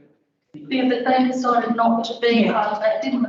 That's true. So that's the reason we said we wouldn't be part of it, because we didn't believe that those things, like as you said, they were, you know, you're paying to be part of something. Yeah, if your goal can be paid such and such, you're still going to take on such and such. So they've not rolled that out, they said, so that was our main objection, and that's been removed. So maybe things have changed. I'll move that motion. Sorry? I'll move that motion. Do we have any contrary? I still have concerns. I would be wrong more you've got to say with regards to it, but I'll put the motion. All those in favour say aye. Aye. Those against? That's carried.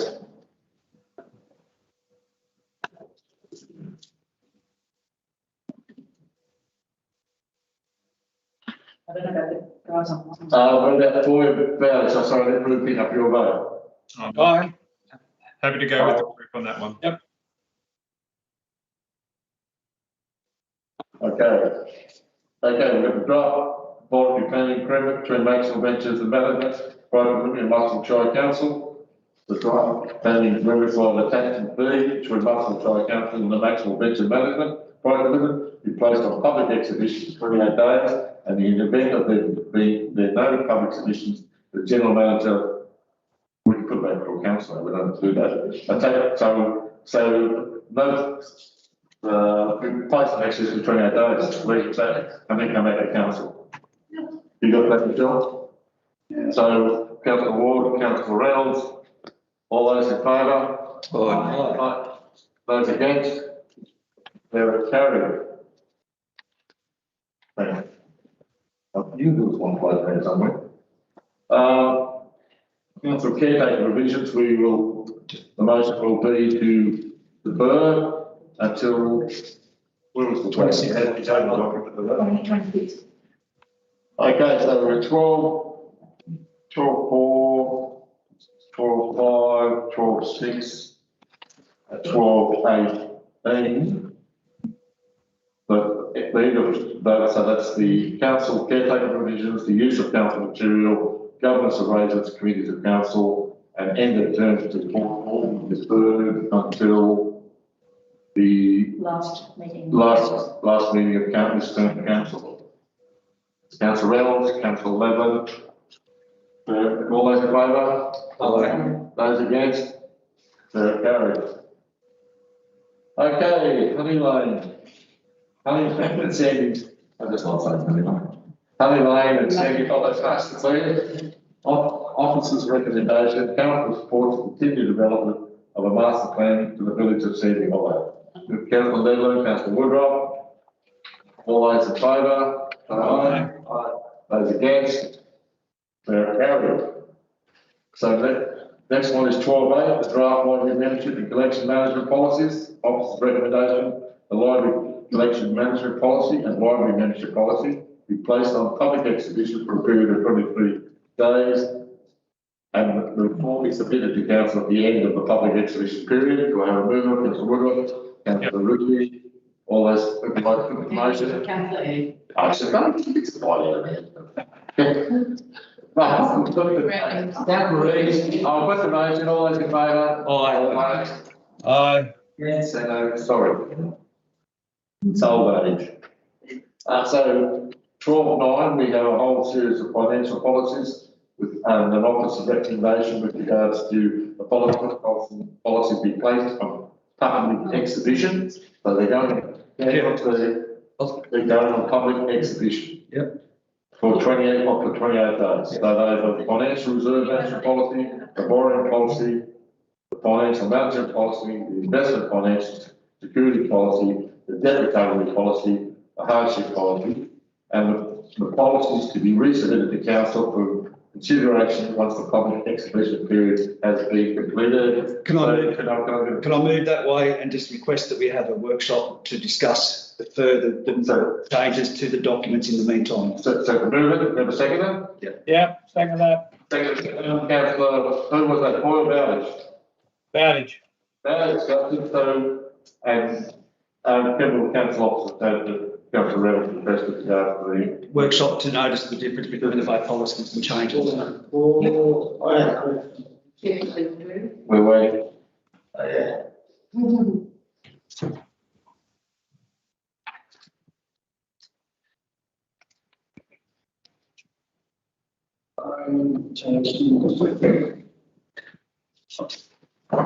Councillor, do you want? Yeah, it's on page 381. The services ratio. Anyone like to explain? Debt service cover ratios calculated, operating capital excluding interest and depreciation, impairment, amortization, principal repayment, statement of cash flows. Can I suggest, Councillor McNeill, that we go through each of the policies in detail at the workshop on policies? That's fine. It's not going to change the world between now and the workshop. Yeah, I just want to be certain that the word changes. It will be a very straightforward, simple explanation that the CFO will provide. Okay. All right, moving right along. 12.10, which is the carryover. Yeah, I moved the motion.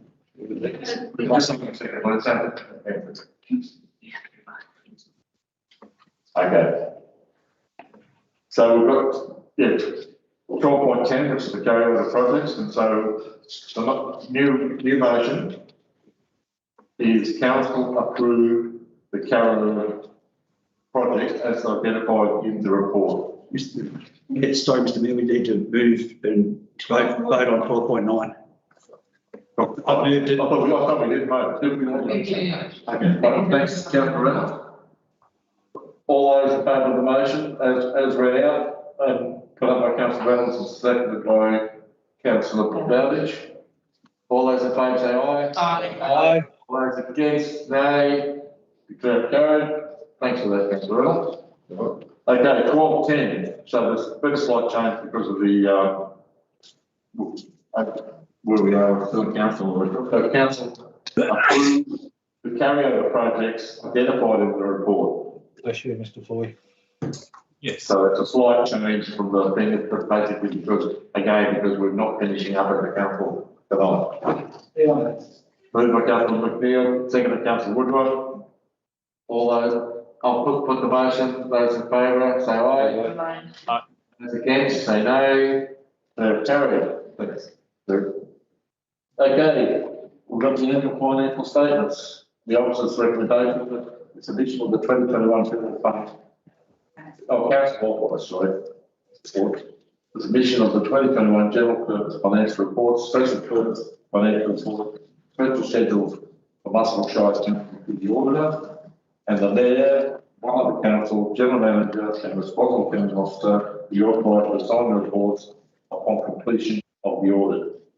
Council 11 was, okay, Council 11, I'll second it. Any discussion? I'll say put the motion. All those in favour say aye. Those against?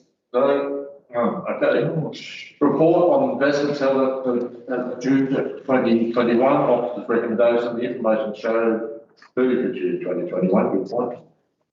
Of the recommendations, the information showing council's investment as at 30th of June 2021 be noted. Councillor Ward, Councillor Woodruff. I'll put the motion. All those in favour say aye. Aye. Those against say nay. Carried. Report on council grant funding July 2021. Council notes the information contained in the report. I would like to move it again. Council 11 would like to second it. I'd also like to commend our grants officer and our officers with regards to the success we have had as a council with grants. Is absolutely phenomenal. I have a question. Yes, Councillor McNeill. Just in relation to the second paragraph on page 97, it says improvements to the value of approximately 300,000 to the asset renewal at a big park, and that's about floor surfaces, etc. It's a dollar-for-dollar grant. My question is, it says most patrol councils try to contribute matching funds to this project, which would be coming from the general rec program and or the large capital grant program. I can assure you I wasn't consulted with this and I wouldn't have agreed to it. Was that a resolution of council? Not at all. Sorry.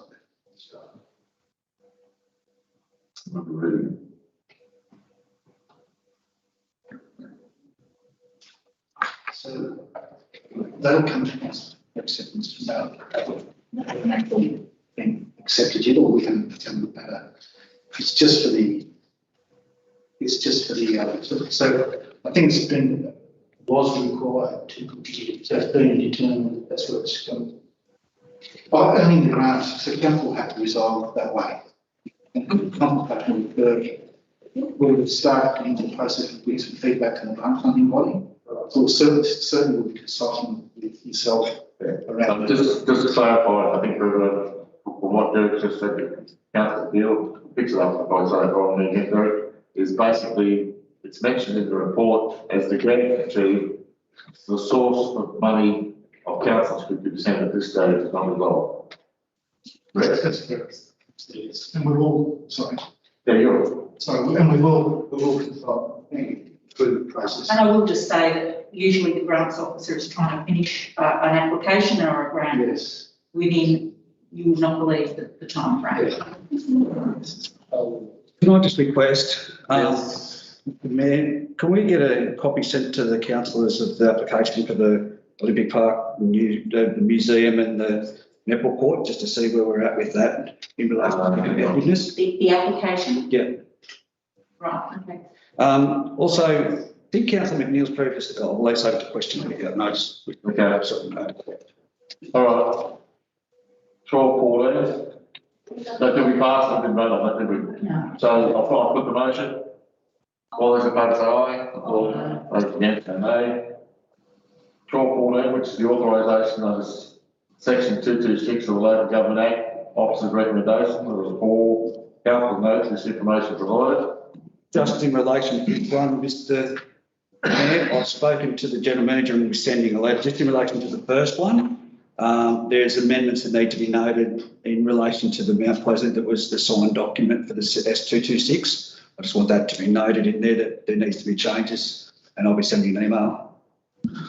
I didn't pick up what I'm just, there could be an amendment, as I'll send an email through in relation to the first item in the nature of it's what's been submitted to councillors. There's no attachment. There's no attachment in the document, but I'll just be noting a document. Oh, right, so attachment. Yeah. Oh, right, okay.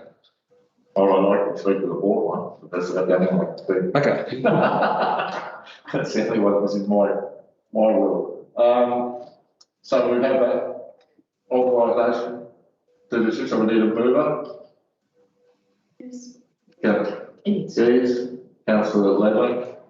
I'll put the motion, all those opposed say aye. Aye. Those against? To get a pass. Okay, we have the England Children's Centre Extension Officer's recommendation, council note report on the commencement of the memorandum of understanding. Do I have a mover? Councillor Ward, Councillor Woodruff. Any discussion? And I just want to add a note of thanks to the council officers that were in that, because what actually happened was there was a new committee and they were a little bit fearful of the whole exercise. So the way that Matt and Kim conduct themselves on behalf of council was extraordinary. Yeah, thank you. I picked up a bit of the stock there. It was quite good. That nearly died to death. That whole thing, and so the council officers have to be remembered. Did I put it? I don't know. No, I haven't. So we've got Councillor Ward, Councillor Woodruff for the Democrats. Yeah. I think we voted on that one. Not yet. Yeah, no, we did not vote on 2 years ago. Yeah. Okay, the treaty project. Are we going to vote on this one? No, we haven't voted all of the Drop it, sorry, I'm confused because it's what we're voting here. All right, so 12:15, we have moved by Councillor Ward, second by Councillor Woodruff, the officer's recommendation to go to Denman Children's Centre extension. All those in favour say aye. Aye. All those against say nay. Carried. 12:16, which is the treaty project. Officer's recommendation, council note the progress of the treaty project. Move Councillor Ledler. Yeah, I'll second that. Councillor Bowden, seconder. Just on that one, Mr. Mayor, if I may speak on it. Just in relation to it, it's saying that, and I know that Councillor Ledman's been very hands-on with this one, but just the way it's worded in here, it says all councillors have been involved in the original workshop, correct, and subsequent workshops or individual meetings. haven't been a part of any other subsequent workshops or meetings, and I'm not too sure if all other councils have, because of the nature of this item. I believe that on the next page it says to move forward, we're going to have some community consultation and and community thoughts, one-on-one conversations with additional stakeholders, including Muswellbrook Shire councillors. I think it should be a group participation rather than one-on-one, so as we know where we're coming from with it. I don't think it's one-on-one or group, really. I think it matters. Oh, it's a different message across if it's one-on-one, and then it could also be one-on-one. Someone would, if someone left it, someone might not say something in a group situation. Yeah, I guess it's might say about one-on-one, really finding out what people really think, and it's same with the community as well. Yeah. You know, that We can do both. There's no reason why you could do both. yeah, it is possible to do both. It's just the wording of it, mate. That's sorry, Mr. Ian. I do think. We can wording it down. You understand where it's coming from? Thank you. Did council level want to speak to? All I wanted to say is, yes, I agree with you in relation to the wording of the first thing about the original workshop. So I'm imagining what they mean is the initial workshop that we did at the strategic planning, and then the workshop that happened with some key people from the Aboriginal community that councillors came along to, which was only some councillors. And after that, really, there might have only been individual meetings with people, or things said individually to people. So just the way it's perceived could come across the community. But So 12, we haven't done anything on that one. 12-16. So moved by Councillor Little, seconded by Councillor Bowditch. Yes. All those opposed say aye. Yes, say no. So 12-17, which is the Officer's Community Services Officer's recommendation, the information contained in this report be noted. Moved, Councillor Eads, seconded, Councillor Medland. I put the motion. All those opposed say aye. Aye. Those against say no. They're carried. End of term report, we've already spoken about deferring to, okay, reports from committees. We have a state certificate development committee from 1st to 7th to the 5th to the 7th, and the 5th and 7th, sorry. And the Officer's recommendation is the minutes for the state certificate development meeting held on the Thursday, the 1st of July and Monday, the 5th of July be noted. I'll move so. Councillor Wood, what's the question? Gold mine? Hills of Gold. yeah. Oh, sorry. Okay.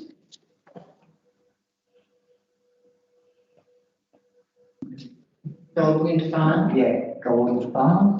Hills of Goldwind Farm. I'm sorry? Hills of Goldwind Farm. Yeah, Hills of Gold Farm.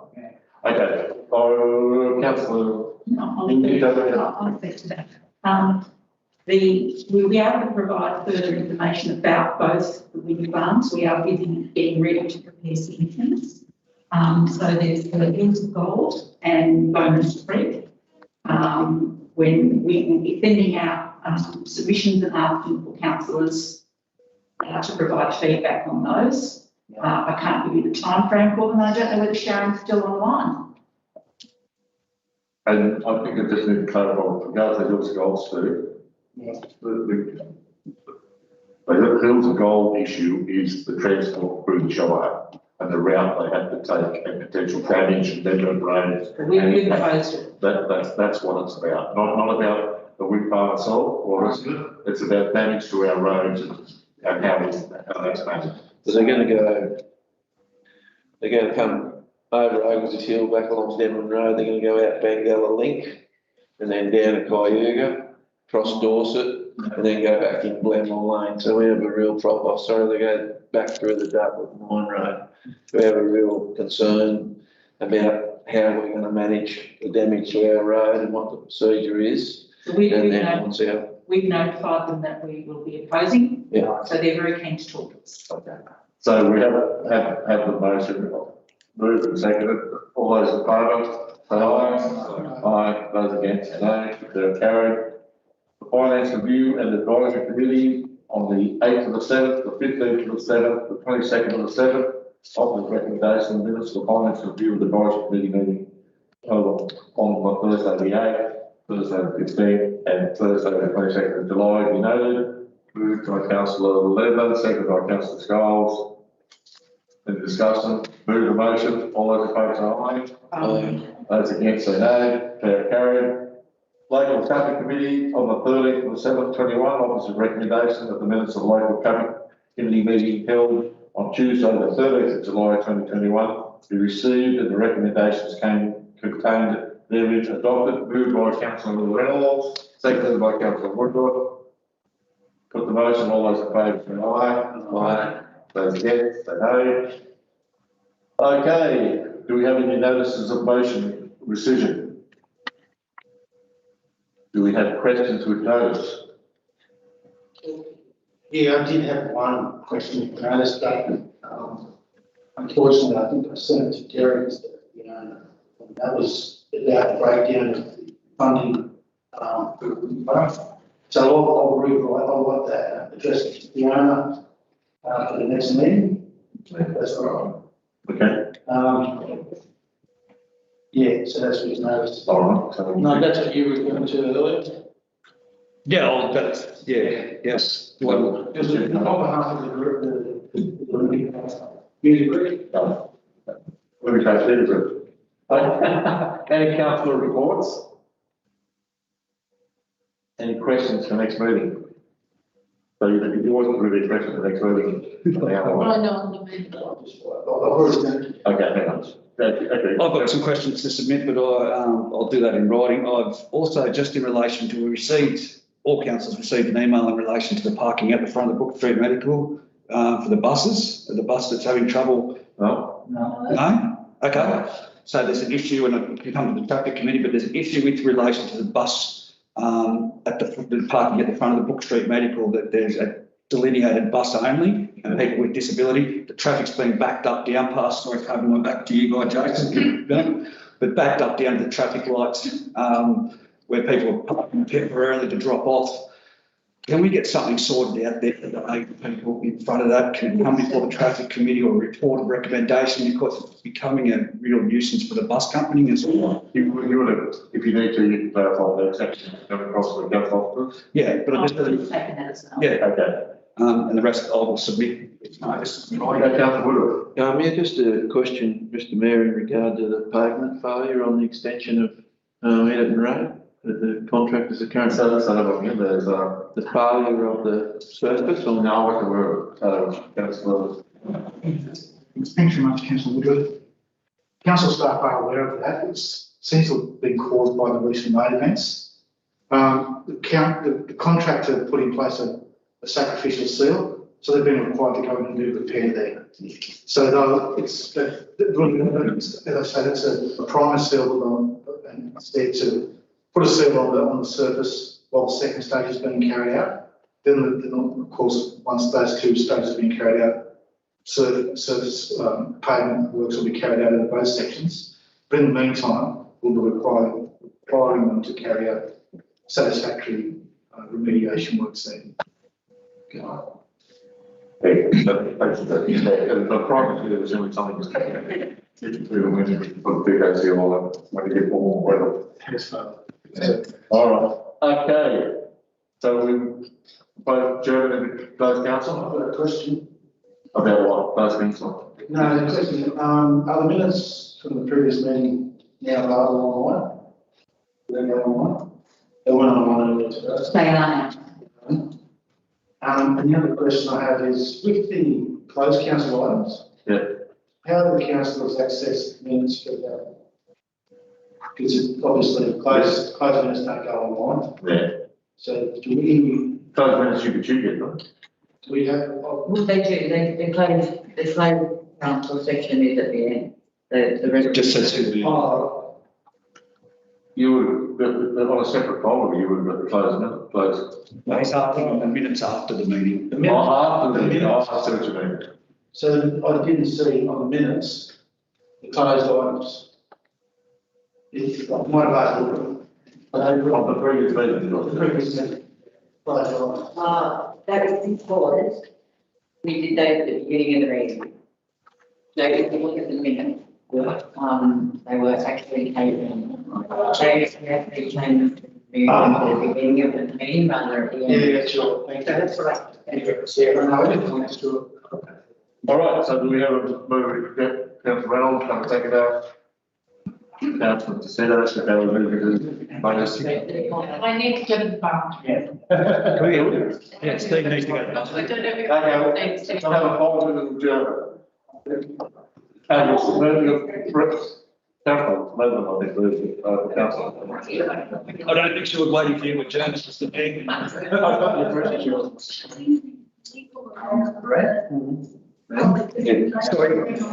Did you guys not receive that email? Oh, really? Well, that's strange because it came to me and it wasn't even addressed to me. Oh, that's why I thought everyone got it. We often have meetings.